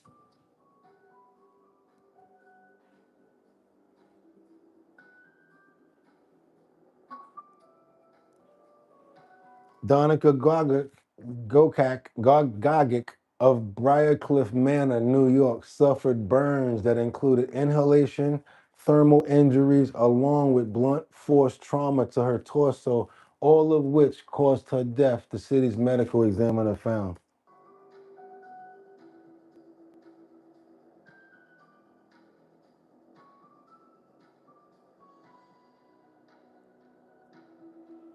The ghastly combination of the injuries consistent with the fall into the superheated steam often found within New York City manholes, said Barbara, former chief of staff in the city's medical examiner's office. One thing I do remember is people remembering her scream out, "I'm dying." She definitely did say that as she was down there. She knew she was dying. Double tap that screen. Let's get those likes up. Please, I'm praying for you guys. Don't be walking on manholes. Please pay attention to where you're walking at when you're walking around with your cell phones, anything. When you step out of your car, look down first, no matter what. Please do that. Amen. Please. I try to avoid driving on them as well. Horrible. That's so sad. That is so true. What you're saying, a little got hit by a car. Wow, Miss Keisha, I didn't think of that before, but now I will. They should have locks on them. Oh, wow. Let's keep on moving forward, you guys. Let's go. We got to get on over to Atlanta and Kennesaw. We got something that we don't do anymore, and we don't believe in doing this at all anymore, especially when it comes down to road rage. We got an angry driver, angry bird over here who attacks a motorist going the speed limit. Actually going the speed limit. Mad at you for going the speed limit. This is the perfect example of watching out for people, because it ain't got to be you all the time. It could be the crazy people that surround you. Police are searching for a driver involved in a road rage incident that was caught on camera. Fox 5's Denise Dillon is live in Kennesaw tonight. Denise, police are trying to identify the man in that video. Anybody know this man? Yeah, they certainly are. Now, this happened on Main Street. A driver told police he was going the speed limit, but apparently that was too slow for the guy behind him. He was honking and making hand gestures. The driver who took this video told police he was heading north on Main Street in Kennesaw, going the 25-mile-an-hour speed limit. When he says the driver behind him must have thought he was going too slow, the driver passed him on Main Street, then hit a red light.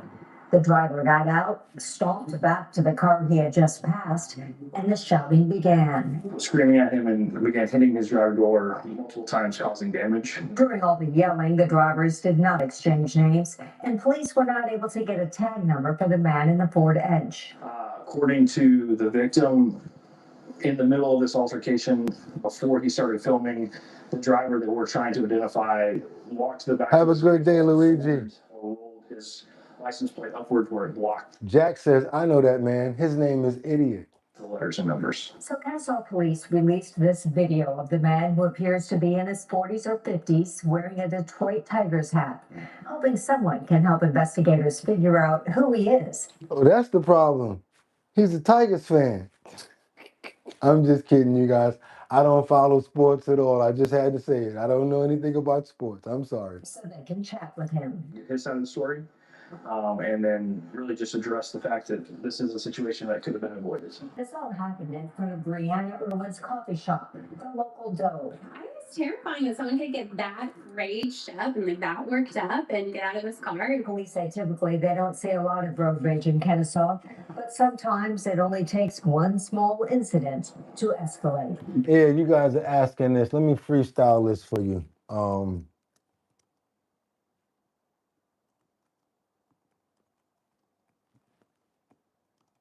I didn't like it. I didn't think it was newsworthy, but some people are interested. So let's see what's going on with this story. It just is not enough for me, but let's see what's going on with these men that we're seeing coming out of these manholes. Again, I'm so sorry, but I'm just not interested. But let's go, since people are asking about it. Let's go. Security concerns being raised after several incidents involving people illegally entering the New York City sewer system. Fox News Sharon Cole is live in That could be why they're open. Good point. the story with a closer look at what's going on and the risk to the public. Sharon. Yeah, exactly. We've repeatedly heard the police commissioners say that we're in a heightened state of alert ahead of the World Cup and the Knicks game, of course, and America's 250th. In the next couple of weeks, even police officers are going to be working those 12-hour shifts to keep the city safe. That's why the images you're about to see are extremely disturbing. People illegally removing Albert. Okay. going down, in some cases, into the sewer, both here in Queens and in Brooklyn. Take a look at some of the video that we obtained. You see these men dressed in hazmat overalls walk right into the middle of the street. Someone says they were looking for stuff like that people drop in there, like jewelry and stuff. Okay, John. Good assumption. Lift the manhole cover and drop down. Another person said Teenage Mutant Ninja Turtle. Turtle 1.5 shell. Turtle power. Put the manhole cover on top of them. A driver in the street stopping and watching them just disappear right into the manhole. And it happened sometime after midnight outside AKI Auto Care here in Astoria. We're going to hear from the owner of the auto care store in just a second. But first, I want to show you that this unusual activity also happening in Flatbush. Then we got somebody in the comments that says something about to happen. That's why these people are going underground. Okay. Similar incident there where men just just came and removed the manhole cover and then dropped down. Another person said they had a quick meeting that they had to get to with Master Splinter. So it had raised so many questions that the owner of the auto care company that saw this happen asked his employees to call 911 and alert them. Here's what he told me earlier today. They popped the manhole in, they climbed, they all went inside and covered the manhole, like, they just like disappeared. Literally like the Ninja Turtles. Yeah, I was working late night, it was like 2 a.m. Very strange that it happened. One of my guys called 911, they came. Born and raised in Astoria, I've seen a lot of stuff go down. But something like that was very strange. So we reached out to the New York City Department of Environmental Protection, and they told us, quote, entering the sewer system is both illegal and extremely dangerous. See, that's not what I'm worried about. I'm worried about this. Since you guys got me onto it and I'm going to pay attention to it now, I'm not worried about that place. I'm worried about the exit or what they did in their path, or did they come out? Because if they didn't come out there, they mean they came out in a different place. They didn't stay down there. They came out somewhere else. What did they do when they were down there? What did they leave while they were down there? And if there is something going on, that's probably the first place that the police need to send Con Ed city workers to go ahead and sweep down there and see what's happening. Let's keep on going on. Let's keep on. A lot of manhole news this morning, huh, Jay? You're right. They wanted it. I give it to you. Also, do me a favor. If you guys really appreciate the show, you know what I want? Give me all the money in your pockets. Give me everything right now. Or you can just snap it to a Slim Jim. Nah, I don't want that. What I really would like for you to do is hit that like button on that screen. Boop, boop. It gets more people over here. And I might be able to get you guys some free merch. 6 keychains, 6 decals. You almost there. Almost at the 300 mark, you guys. I'm proud of you. I see you almost making it. Let's go. Let's keep on moving forward now, because we got another situation on New Jersey/Newark flight. On a Newark flight that was returned, if you have a Bluetooth device and you want to take it on a plane, can you make sure that you don't name it BOMB? Yeah. Can you make sure that you don't name it BOMB if you're planning on taking that Bluetooth device on a plane? And then next thing you know, getting everybody scared on the flight? Yep, that's what happened. Let's go ahead and double tap that screen and see what's going on with this out of Newark. A flight out of Newark had to return to the airport because a passenger named their Bluetooth device, get this, bomb. We have one passenger that seems to be making a funny joke that isn't from somebody. And We got a passenger that made a funny joke that we didn't think was so funny. So because of that, it's could be compromising the safety of the flight. for the safety of this flight, I got to compromise you. We got to return back. I would have found that person and, oh, you thought it was funny? Yeah. Everybody go ahead and pull out your Bluetooth devices. Other passengers say the crew repeatedly asked everyone to turn off their devices. The flight was headed to Spain. It turned around about an hour into the trip. The pilot said the passenger would be arrested. I think that's a good idea. So they probably made everybody get scanned until they found that person with that Bluetooth device. But you know, while they was in the air, they changed the name of that device, right? Some people are so stupid. I agree with you, brown-eyed girl. What about the Chase Bank Bills number? Not trying to rob the bank, but we did that one. We did it another time, I think. So yeah. Adam Trebet, don't avoid the like button as if it's the manhole cover. That's right, you guys. Don't avoid the like button. I like that one. He said, boop, let's keep on going, you guys, because now there is a $10,000 reward. That's right, you guys. If anybody's interested in making $10,000 in Atlanta, because they're searching for one escaped Georgia inmate who made millions of dollars, and not while he was out, while he was in jail. That's right, you guys, and I don't know, but it seems like he might be the new Andy Dufresne right now, because the way he went about this was, gotta say, pretty cunning. Let's see what's going on over in Georgia. And if we can see if we find some smart enough people to be able to get this $10,000 reward. New tonight at 11, the FBI is now offering a $10,000 reward for an escaped inmate accused of running a multi-million-dollar scheme from behind bars. He's also been convicted of attempted murder in Fulton County. So take a look at your screen here. This is 34-year-old Arthur Cofield. And tomorrow will mark 1 week since agents say he walked out of the Federal Correctional Institute in Jessup. Now that's Walked out. down near Georgia's coast, about an hour south outside of Brunswick. And now Cofield is no ordinary inmate here. Prosecutors say while behind bars, he used a contraband cell phone to gain access to the victim's Charles Schwab account. Authorities say he wired himself $11 million and then bought thousands of gold coins. And they say he hired a private security company then to transport the gold to Atlanta via private plane. Now you see how cunning this one is and why he's on the FBI radar. Did you guys see this? He hijacked somebody's Charles Schwab's account, sent this up $11 million, $6,000 in gold coins, and $4 million mansion. Plus, he sent this girl a bunch of money too out of the same account. Then purchased a $4 million mansion in West Paces Ferry. FBI. I gotta say, he probably look evil, but I gotta agree with Brandon. That's kind of genius. Atlanta says that Cofield should be considered armed and dangerous. So if you see him or if you have any information, you're urged to please contact the FBI or the U.S. Marshals Service. Look at Ronald. Know the deal. Ronald said it happened in a minimum security prison. The prison is 5 to 7 miles away from a small plane airport. How about they already said that he already sent some gold in a flight? Why wouldn't people be there to pick him up if he say, come pick me up on this certain day? Kind of smart. So he's a genius also. Would have been smarter to buy himself the gold coins and plane ticket out of the country that has no extradition. Probably did. You never know, Lee Davis. We ain't gonna find out until if he get caught. Hey, 11. Well, how much million was that? 11 million. Arthur Cofield did pretty good on that one. The only thing is, you better not come back here again, or you better not go to a state where they allow extradition. Let's go ahead and double tap that screen and get those likes up. Let's keep on going, you guys. Let's go.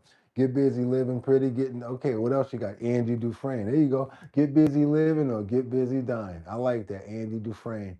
I'm taking you with me. Let's go. If I get some dough like that, I'm out. See ya. Hope you had a good time. Bye now. Hope you had a good morning. Hope we never see you again. I don't know if I'll be back here for our bottom line if I had 11 mil, you guys. I don't know.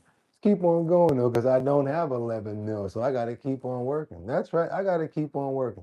You guys be careful when you're out in Oklahoma, especially if you're thinking about getting a job at a Pizza Hut.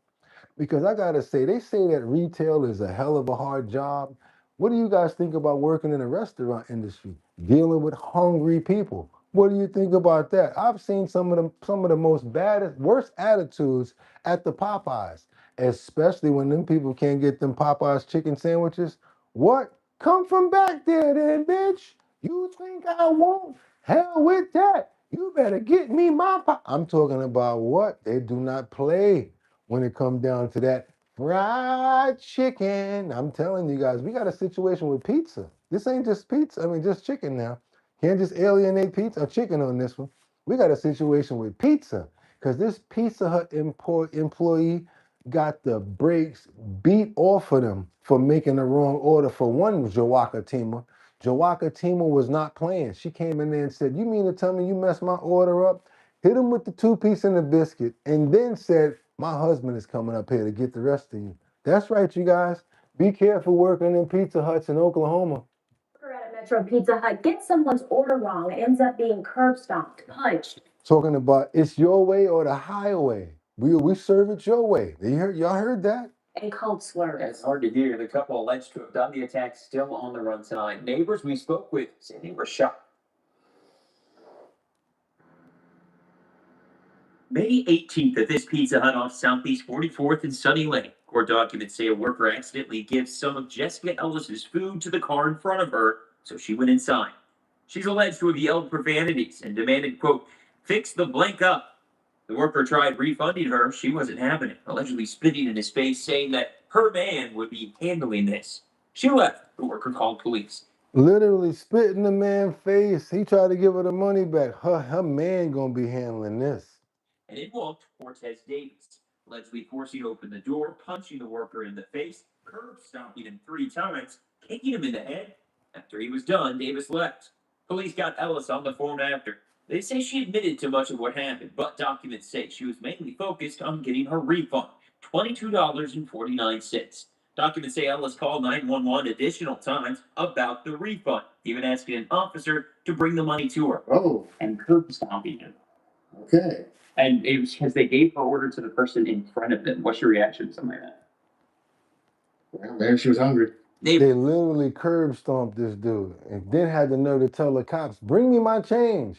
We're shocked, saying there needs to be more patrols around their area. Is this happening in the neighborhood often? No, the first time I heard this. What are your thoughts? No excuse. Have you ever gotten your order wrong before? Yeah, but I didn't get some before. Officials say the victim was taken to the hospital shortly after by a coworker. There are 2 arrest warrants out right now, one for Davis and one for Ellis. Worker. She was serious about that pizza, boy. Shit, you better make it home. She said, I'm gonna have my man come up here. Oh, you think I'm playing? My man coming up here. Y'all already know how that go. Imagine him coming up there for a damn pizza order. Stupid is as stupid does. She would never need it for bail.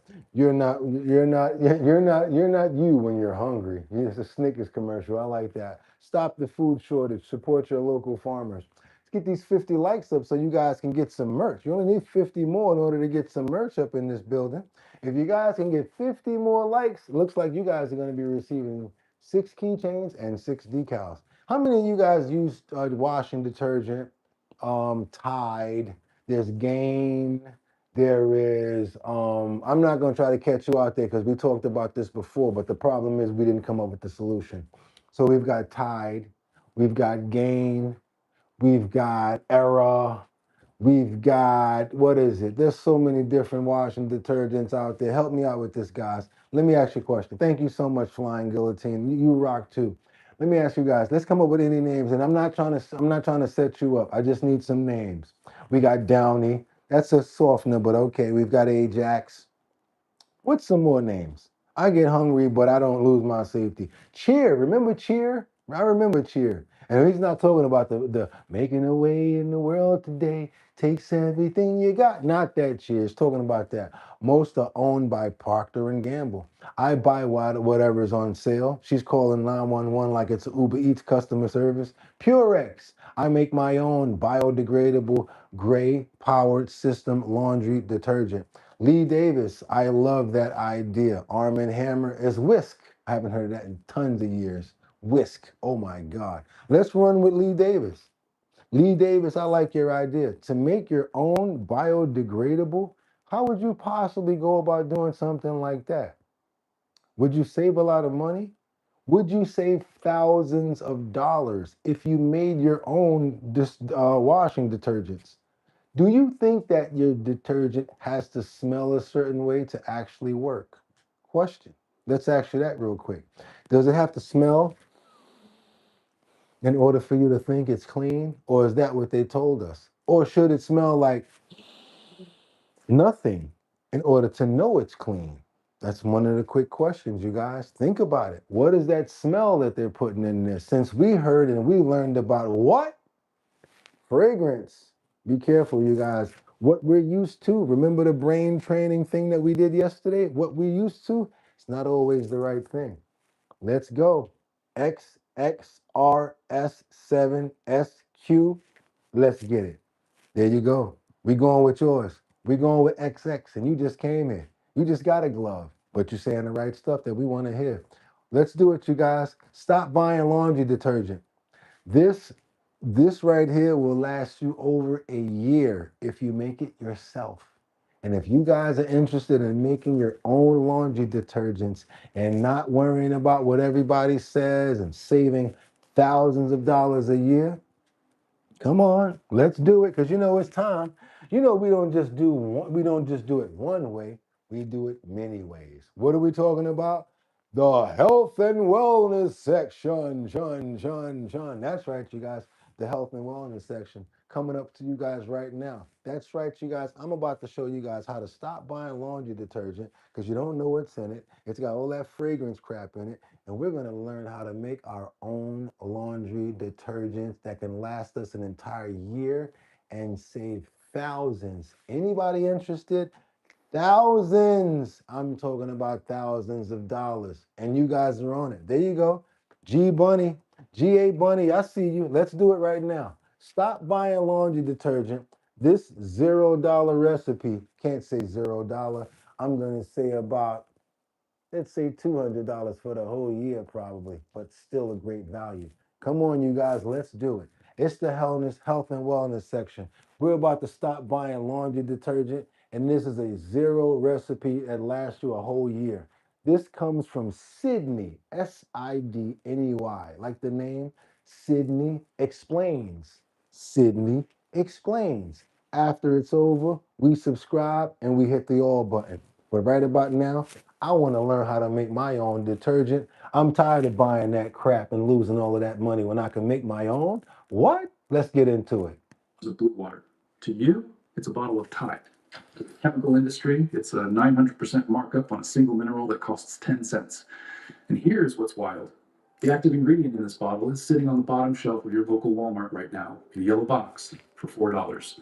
Most people walk past it every single week. Stay with me, because in the next 8 minutes, I'm going to show you exactly how to turn that $4 box into what I call white gold, a concentrated cleaning gel that replaces every drop of detergent in your house for an entire year. Total cost, $6. Total loads, $300. And the kicker, your washing machine will actually run cleaner because of it. But before I show you the recipe, you need to understand how we got tricked in the first place. Don't get fooled by Tide, Audrey. I see what you're saying. I know Tide is not good for you, but I need a heavy-duty stain remover. I'm always spilling. Trust me, pay attention. Because this isn't a coincidence. This is design. Here's the secret nobody talks about. 90% of every detergent bottle on that shelf is just water. That's not an exaggeration. Pour out a bottle of Tide, and roughly 9/10 of what hits the drain is plain tap water with food coloring in it. The actual... Did you hear that? 9/10 of it is tap water with food coloring in it, and Tide. Cleaning agent, the surfactant, makes up less than 3% of the bottle. The rest is water, dye, and synthetic fragrance. You were paying $25 to ship water across the country in a plastic jug. In the 1950s, the soap industry figured out something brilliant. They couldn't charge premium prices for raw minerals. Anyone could buy those. So they did something else. They added a scent. They called it Mountain Spring. They called it Ocean Breeze. And after about a decade of advertising, the average American brain started to associate that synthetic smell with the concept of clean. Think about that. You don't actually know if your clothes are clean, you smell them. And if they smell like that fragrance, your brain says clean. That's not chemistry, that's conditioning. Your nose has been trained to validate a markup. Now here's where it gets interesting. And this is the part that changes everything. The actual chemistry of cleaning clothes does not require any of this. It requires three things: a surfactant to break surface tension, a water softener to neutralize hard water minerals, and an alkaline catalyst to lift oils off fabric fibers. So what you're concerned about when it comes down to the stains is a harder surfactant. So you're going to add more of that surfactant, and we're going to teach you how to do it. Don't be scared about stains. Let's get serious and save some money. That's it. 3 ingredients. Total cost in bulk, under $6 for a year's supply. And every one of these ingredients is hiding in plain sight. Let me show you exactly what to buy and where. The first ingredient is washing soda, not baking soda, washing soda. The brand name is Arm & Hammer Super Washing Soda, and it comes in a bright yellow 3-pound box. You can find it at Walmart for around $4.99 at most grocery stores, and on Amazon for about $6. This is sodium carbonate, the catalyst. When this hits water, it creates an alkaline pH spike of around 11, which physically lifts proteins and oils off your fabric. Physically lifts proteins and oils off of your fabric. Did you hear that? This is the workhorse. This is the molecule that the entire synthetic detergent industry was built to replace because they couldn't patent it. The second ingredient is borax. The brand is 20 Mule Team Borax. And again, bottom shelf, about 20 Mule Team Borax. We're going to mix. $5 for a 4-pound box at Walmart, Target, or Home Depot. Borax is a natural mineral mined out of dry lake beds in California, and its job is to soften your water. Hard water, which most of America has, wraps minerals around dirt particles and makes them stick to your clothes. Borax breaks those bonds. Without this step, you're cleaning your clothes in liquid concrete. The third ingredient is Castile soap. The brand to look for is Dr. Bronner's Pure Castile Bar Soap. Remember Dr. Bronner's, how we always relied on that back in the day? I used to brush my teeth with it, every single thing. Dr. Bronner's, I used to use this like crazy. About $4.50 per bar. You can also use Kirk's Castile, which is closer to $2 a bar. Any decent grocery store carries it. This is your surfactant, the actual soap molecule that grabs onto grease and rinses it away. 1 bar of this replaces a quart of liquid surfactant in any detergent. That's it. 3 ingredients. Total cost, roughly $13 for the materials, and you'll have leftovers from each box that last you another full year. And you're gonna need a bucket from Home Depot or another company. Effective cost per batch, about $6. Now, here's how you actually make it. Let's go. Stay with me because the technique matters more than the ingredients. Take your bar of your Castile soap and grate it on a regular cheese grater into a small saucepan. You're aiming for about 1 full cup of grated soap flakes. Add 4 cups of hot water to the pan and put it on low heat. Don't let it boil. For about 10 minutes until every flake is dissolved. Do not let it boil. Do not let it boil. You'll create foam that ruins the consistency. While that's melting, take a 5-gallon bucket. Home Depot sells these orange ones for $3.50 and fill it about halfway with the hottest tap water your sink will produce. Pour your melted soap mixture into the bucket. Then add 1 full cup of washing soda and 1 full cup of borax. Stir slowly with a long wooden spoon for about 2 minutes. You'll feel the texture change as the chemistry kicks in. Now top off the bucket with cold water until it's full. Snap the lid on. And here's the part nobody tells you. Let it sit overnight. Let it sit for 24 hours. You already see when you start mixing it. You guys got to understand science. Yeah, we did science around here. We did some work now. That's a little bit of science work. And that's why once it mixed together, it made the consistency of what we needed that way. They're not telling us none of this stuff. Why would they? Within 12 hours, the entire bucket transforms into a thick, semi-translucent gel. That's the phase change. That's white gold. That gel is now a concentrated detergent that will run for roughly 300 loads, which is 1 full year of laundry for a family of 4. Did you see that right there? We're breaking it down. That's the phase change, white gold. That gel is now concentrated detergent that will run for roughly 300 loads, which is 1 full year of laundry for a family of 4. To be honest with you, I wouldn't want to put any fragrance or anything in that. I wouldn't even think of doing that because I know what I made. Imagine making your own laundry detergent, saving all of that money. Let's go, y'all. Per load, you use about half a cup of the gel. Just scoop and drop it directly into the drum or into the detergent tray if you have a front loader. It dissolves instantly at any water temperature. Now, you might be wondering, will this destroy my high-efficiency washing machine? Actually, it's the opposite. Synthetic detergents are engineered to create suds, but suds don't clean anything. They're just air bubbles, and they clog up the drainage sensors on modern HE machines. This recipe is naturally low sudsing. Your machine was actually designed for soap chemistry like this, before the industry lobbied to change the standard.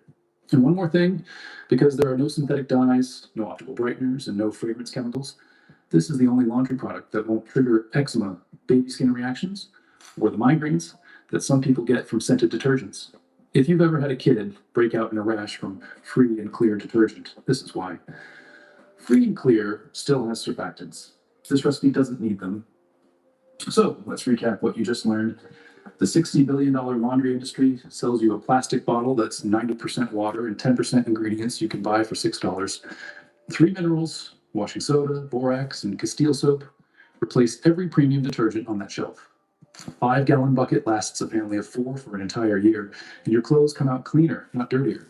I'm going to ask a favor to the people that's asking the questions in the comments because I love the fact that you guys are asking the question. Can anybody Google, is borax animal safe?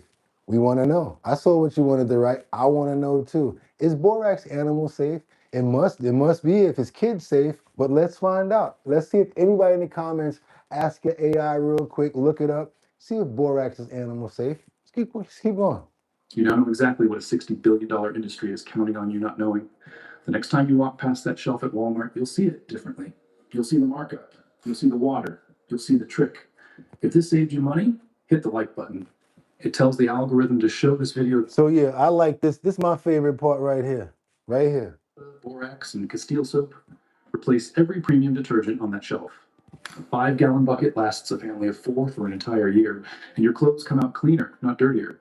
You now know exactly what a $60 billion industry is counting on you not knowing. The next time you walk past that shelf at Walmart, you'll see it differently. You'll see the markup. You'll see the water. You'll see the trick. If this saved you money, hit the like button. Not only do I notice the water inside of those detergent bottles, it's bad enough they don't even fill them all the way up.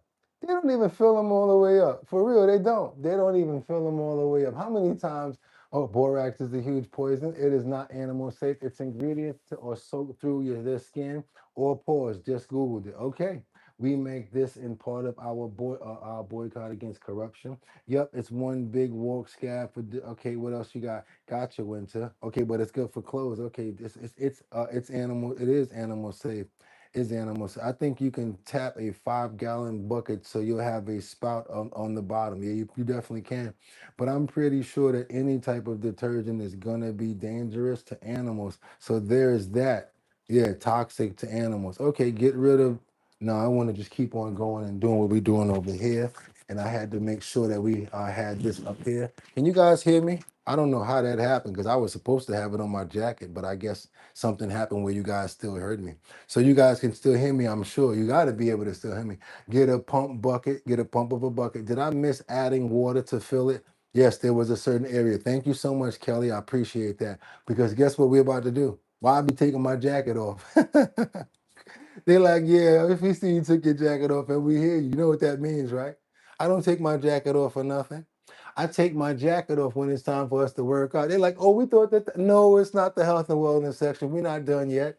Come on, whoever's willing and whoever's down. I want to be down. We're doing 10 minutes of yoga. I want to be down. I want to be down with Boo. That's right, you guys. We're about to do 10 minutes of yoga. And if you up to it, come on. Let me see you sweat. Let me see you work. You thought I was going to let you go a whole week without working out? Come on now. I got to work out every single day. Just did 240 push-ups, and I'm willing to do this right now. So yes, health and wellness is not over. And I'm going to tell you guys, you got a chance right now to get to 35 likes. That's all Liberty's asking for. If we can get those 35 likes, it looks like you guys are going to be getting some merch. I already know it. You guys are going to be getting this merch today. Let's go. 10 minutes of full body Tai Chi. Everybody was Kung Fu fighting. Huh. Let's keep on going, you guys. Y'all know what that remind me of, right? Dun, dun, dun, dun. Karate, exercising your body. Sugar Bear, Lottie Dottie. Anybody know Tommy Davidson when he dressed up like that karate man with the big afro on? Oh my God. Karate man Tommy Davis. Back in the day when he did that In Living Color scene, and they used to come in there like kind of funky with the afro on, and he used to always beat up the girls. Man, that was my joint right there. But today, we got to get serious. That's right. We're doing 10 minutes of Tai Chi. And whoever's with me, come on. I gave you guys enough stall time to get up. You should have already been able to talk to your doctor to find out if it's okay for you to do. You could send him the video and see if it's okay for you to do. But all of those who's ready, let's get into it. It's time to go. No games over here. We got 10 minutes of full body Tai Chi. Burn belly fat and boost fat burning. And you know once we start with this particular lady, it don't stop. So y'all ready? Let's go. The channel is called the Healing Tai Chi Flow. The Healing Tai Chi Flow. And if you guys are ready to go, let's go. We got 10 minutes to go, y'all. Let's do it. Take a deep breath and slow down with this calming Tai Chi practice. Woo! Through gentle movements and mindful breathing, you'll improve balance, flexibility, and inner harmony. Relax your body, clear your mind, and flow with the energy of the moment. Let's go. Let's begin. Let's go. Let's go. Let's go. Let's get it. Come on, y'all can do it. 10 minutes. 10 minutes. 10 minutes. Hey, hey, hey. I know y'all can do it. Y'all can do it now. Let's go.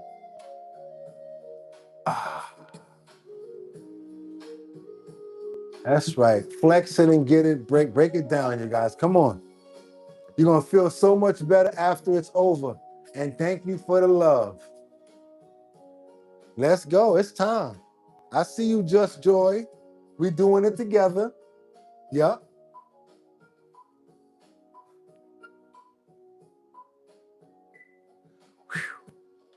Three, two, one. Next exercise.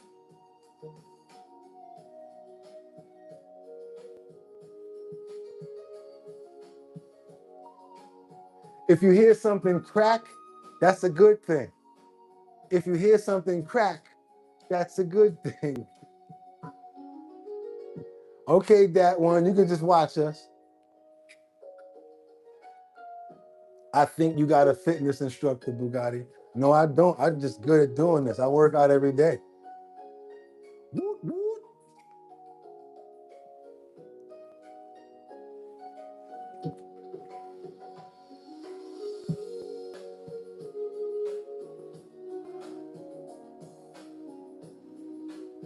What's that muscle under your shoulder? That feels good. Crack means you need some WD-40. Brian is working out, I'm sure. Yes, he is. Three, two, one. Next exercise. Okay, I could do these. This is cool. But the thing about it is, she be doing a lot. She does a lot of them. Oh, you moving your legs too? Okay. Okay, we moving. We circulating over here. Okay.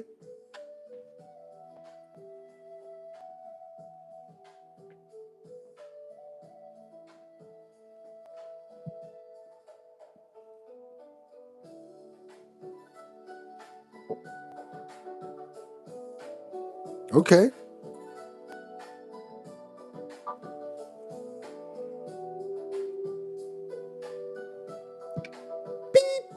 Yeah, I knew it was coming. Oh, my arms. You feel it, right? You feel it. Two, one. You Next feel it. exercise.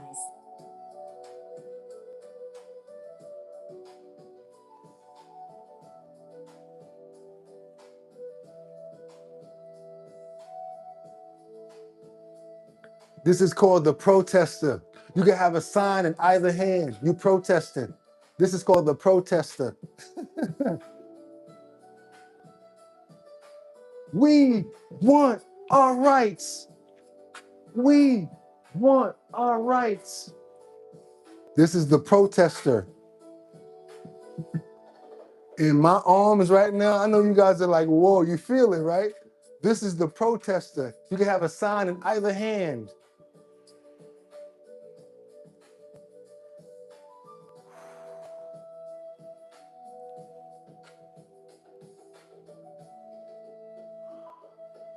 Thank you, Jordan. Fellow broke BS is serious XM is free right now. Thank you. Next exercise. Okay, swing them arms, swing them arms, swing them arms. We loosening up. Swing them arms, experience life. It's a beautiful day. We doing this together. I'm so happy to be here. It'll be done in no time. Check it out, you guys. That's right. Let's go. Let's keep on going. You could even throw a little step into it if you want. That's right. That's right.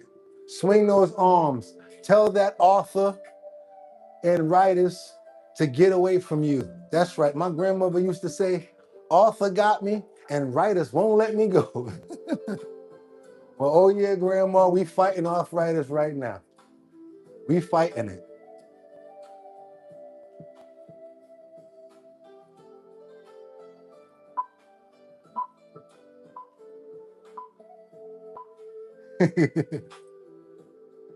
Three, two, one. Next exercise.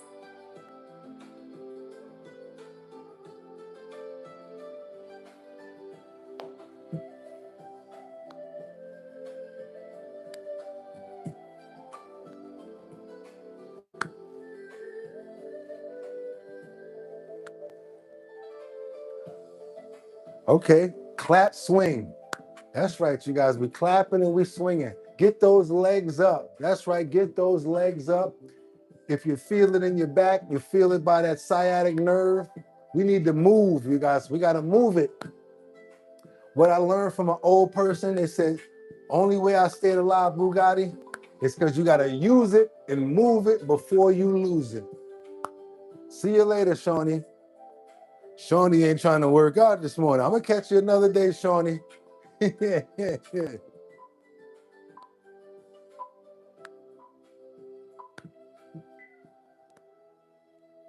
What else we got? Let's shake it off. Shake it off.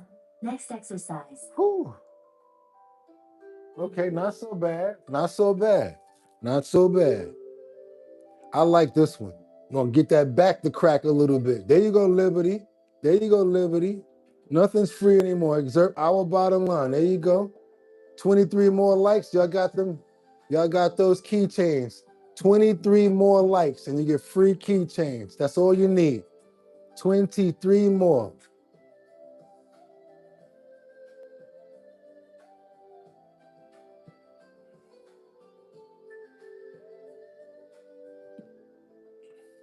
How you doing there? Okay, okay.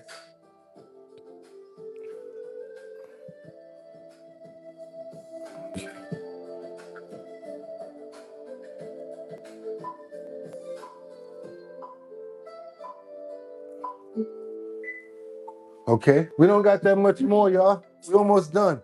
Stay inspired. We almost done. We almost done. And it's not that hard. These are actually fun. This is the reverse Jawakatima right here. Y'all remember when Jawakatima used to fight, she just used to do like this? Y'all remember used to fight like this? This is the reverse Jawakatima right here.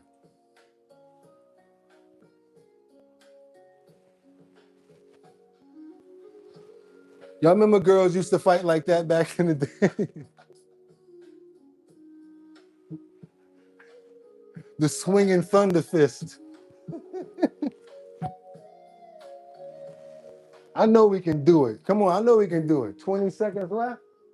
This is nothing for us. We built for this. And if you feel sweat, God bless you. That's good. If you feel sweat, that means you're doing something. Earn that shower. Earn it. Feel something crack, something doing something right. Now we shake it off. Like Mariah said, shake it off.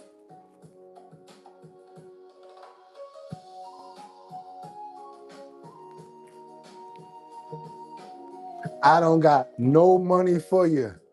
I don't got no money for you. Stay back. I have no money for you.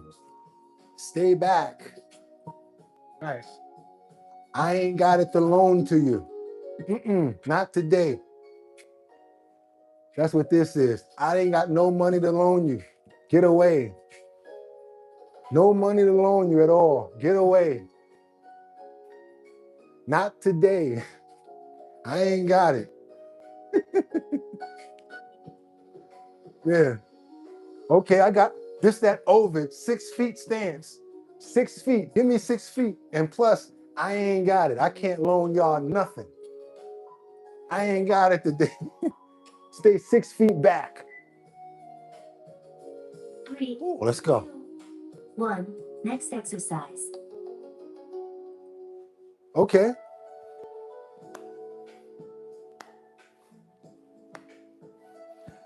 Ja Rule needed this one for 50 cents. This that clap back. We're going to clap back. We're going to clap back. We're going to clap back. 1, 2, 1, 2. Okay, we still got mic. We still got the mic. We're going to clap back. We're going to clap back. We're going to clap back. Ja Rule needed this one. Whew. That's right, y'all. Let's go. I love y'all too, Tanya. Come on, let's keep on going. Got to get that energy going.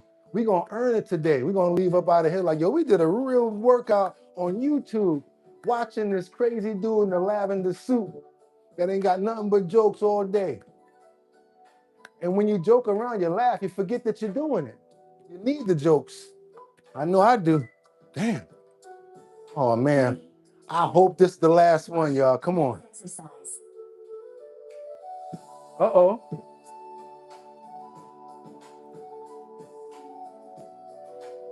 Okay, you gotta cross your legs. Okay, okay. My foot just cracked too, real loud. Y'all ain't hear that in the mic? My foot said, my whole big toe said,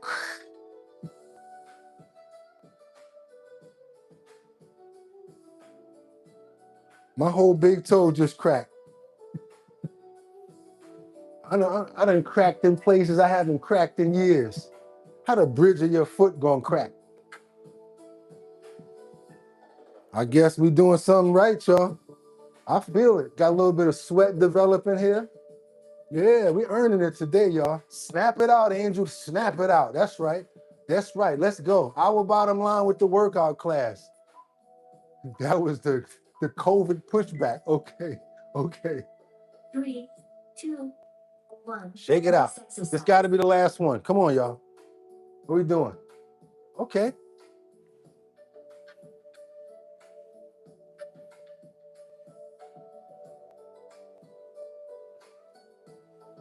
I don't know what to call this one. Anybody got a name for it? We got it. Just let me know. I'll pick y'all name.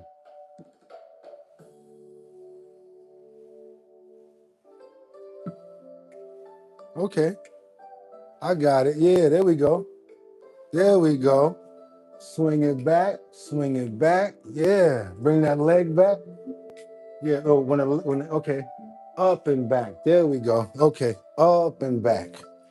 Up and back. Up and back. Right and back.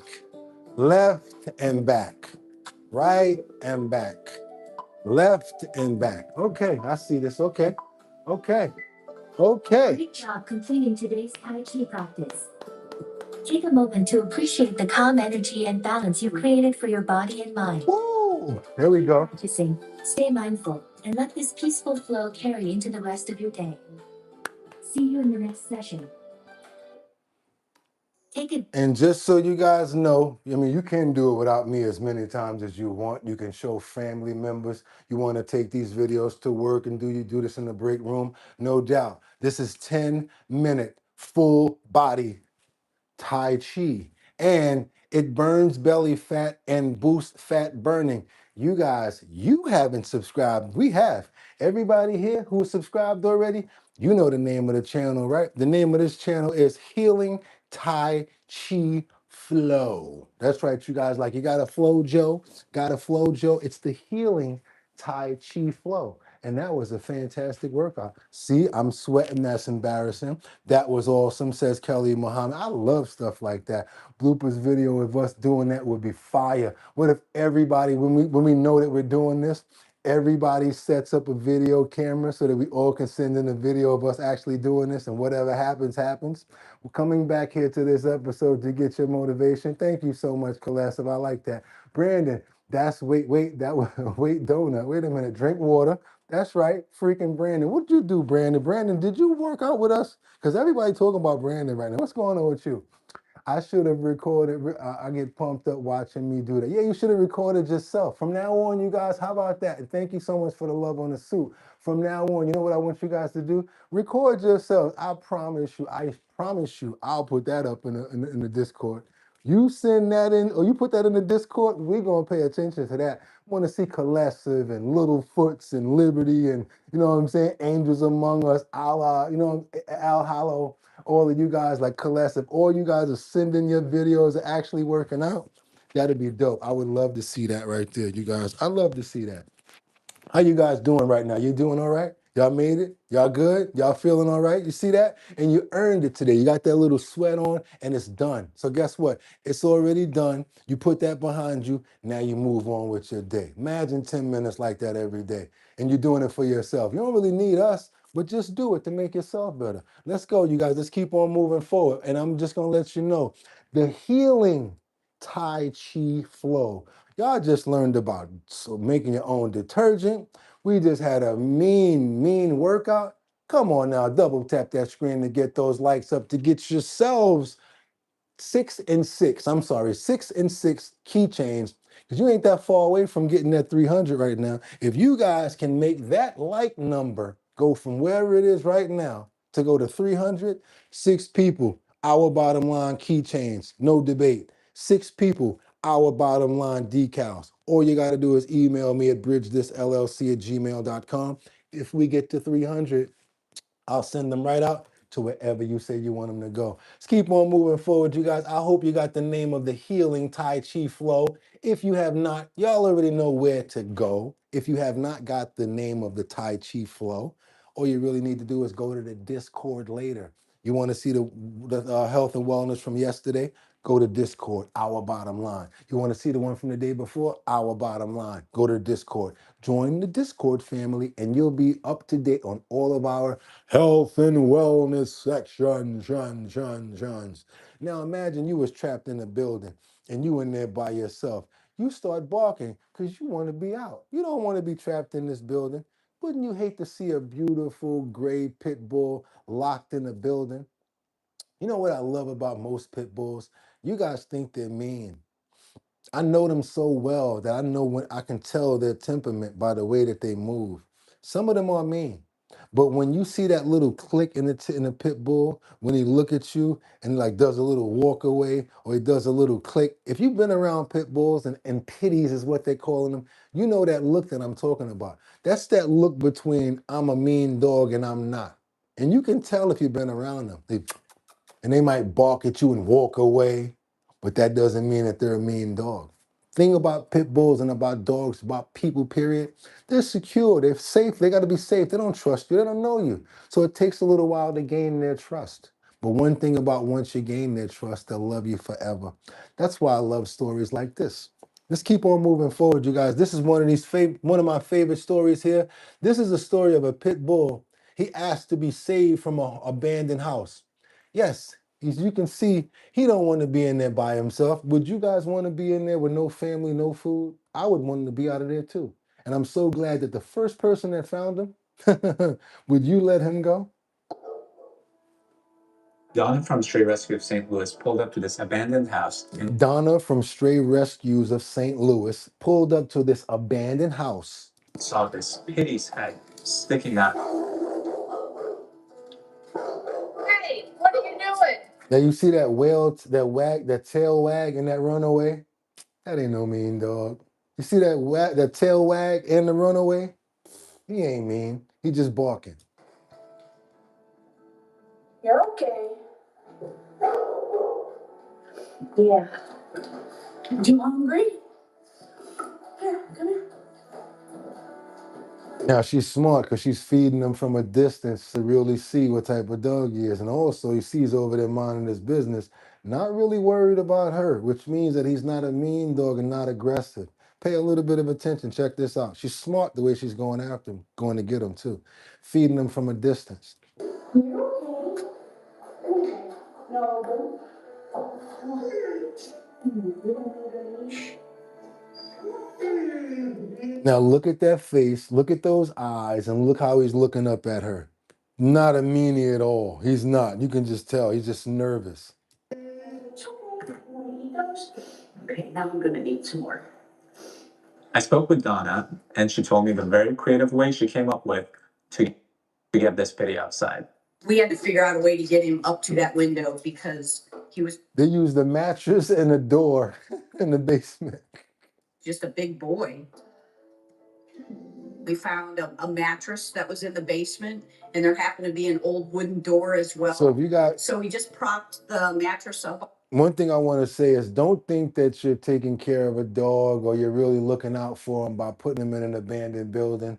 You're really not. Don't know what could happen to him. He can step on a rusty nail. All sorts of things can happen to a dog. I know you're probably thinking that you probably lost your home or whatever, but that's not the way to go about it, you guys. Because sadly, if this is someone's dog and they came and did this, I feel sorry for that person as well because you're not even thinking about that. Let's keep on going. And I think we made 300. On the table, and then put the door on that to give it a little bit of stability.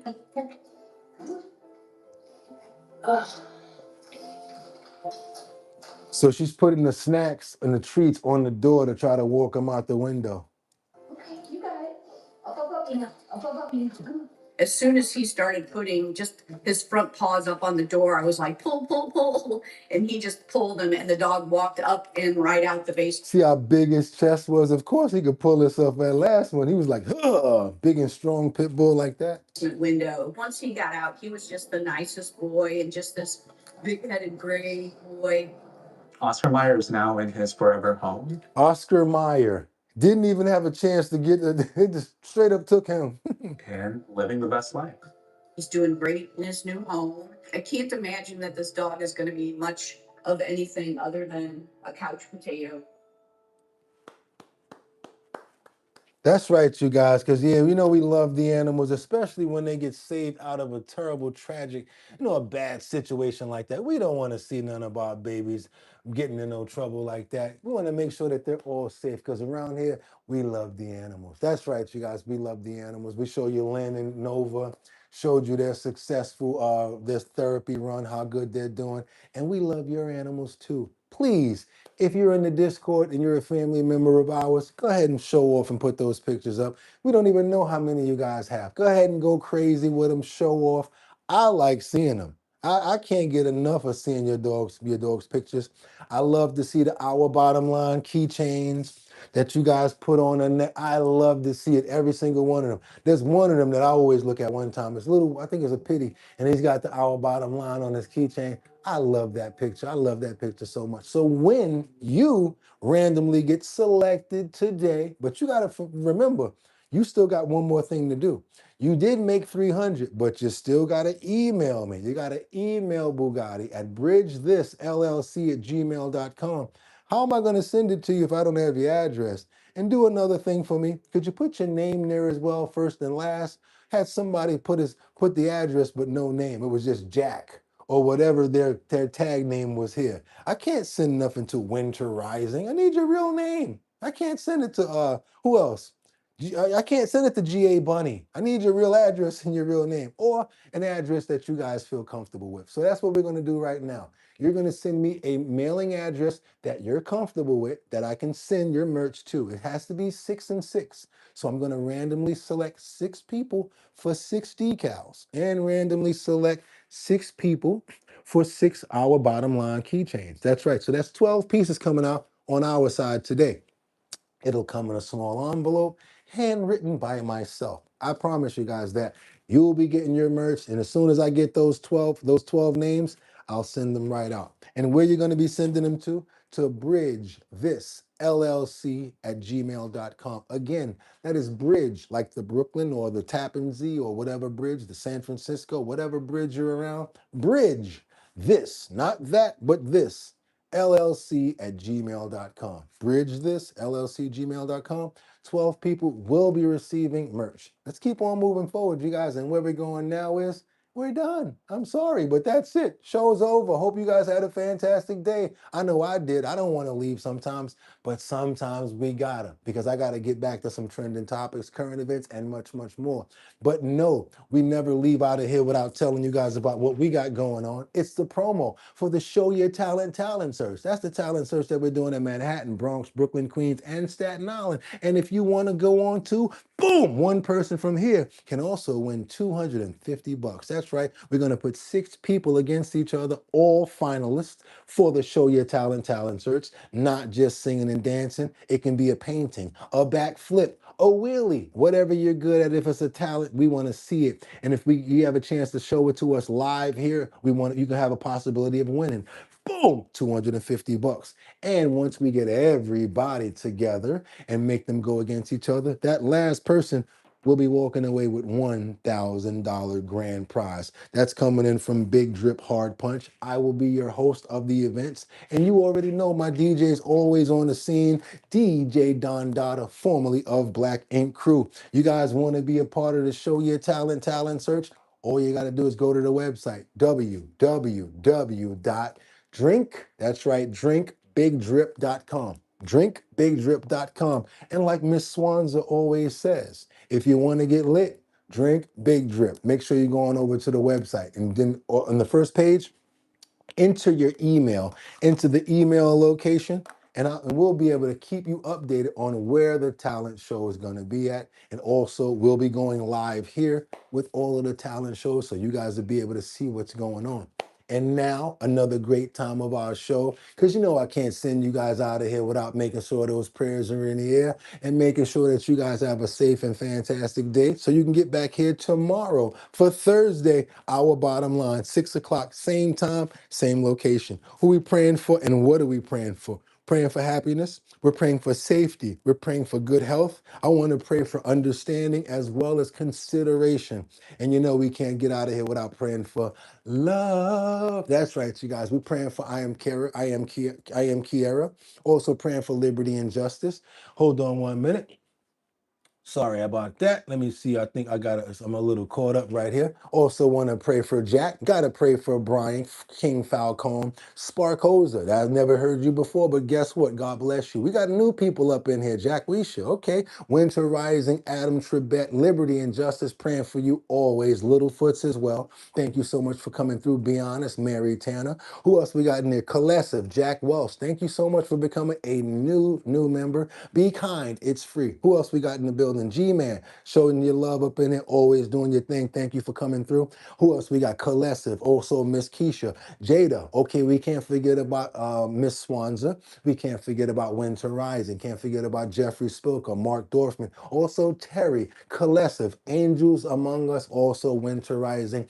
Terry, can't forget about 55 Coffee House, Lisa Roy, and everybody else that we missed. I'm sorry, G.A. Bunny, Adam Trebet, Colessive, and G-Man. Also, can't forget about Casey Ramos, my brother, Sam Champion, always holding us down. I hope you're having a safe day, my brother. Also, can't forget about Luigi, and that's going to be it. You guys can't forget about Annie. Who else we got? Marquisha, Liberty and Justice, and this is going to be the last one right here. Me, our bottom line, Boogotti NYC. Amen. And y'all know how it is. Y'all could have went anywhere, but the fact of the matter that you came here, I appreciate you. So 6 o'clock in the morning, right back here at our bottom line. I'll see you guys at that time. So what I'm going to say is what? Y'all could have went anywhere. Fact of the matter that you came here to chill with me.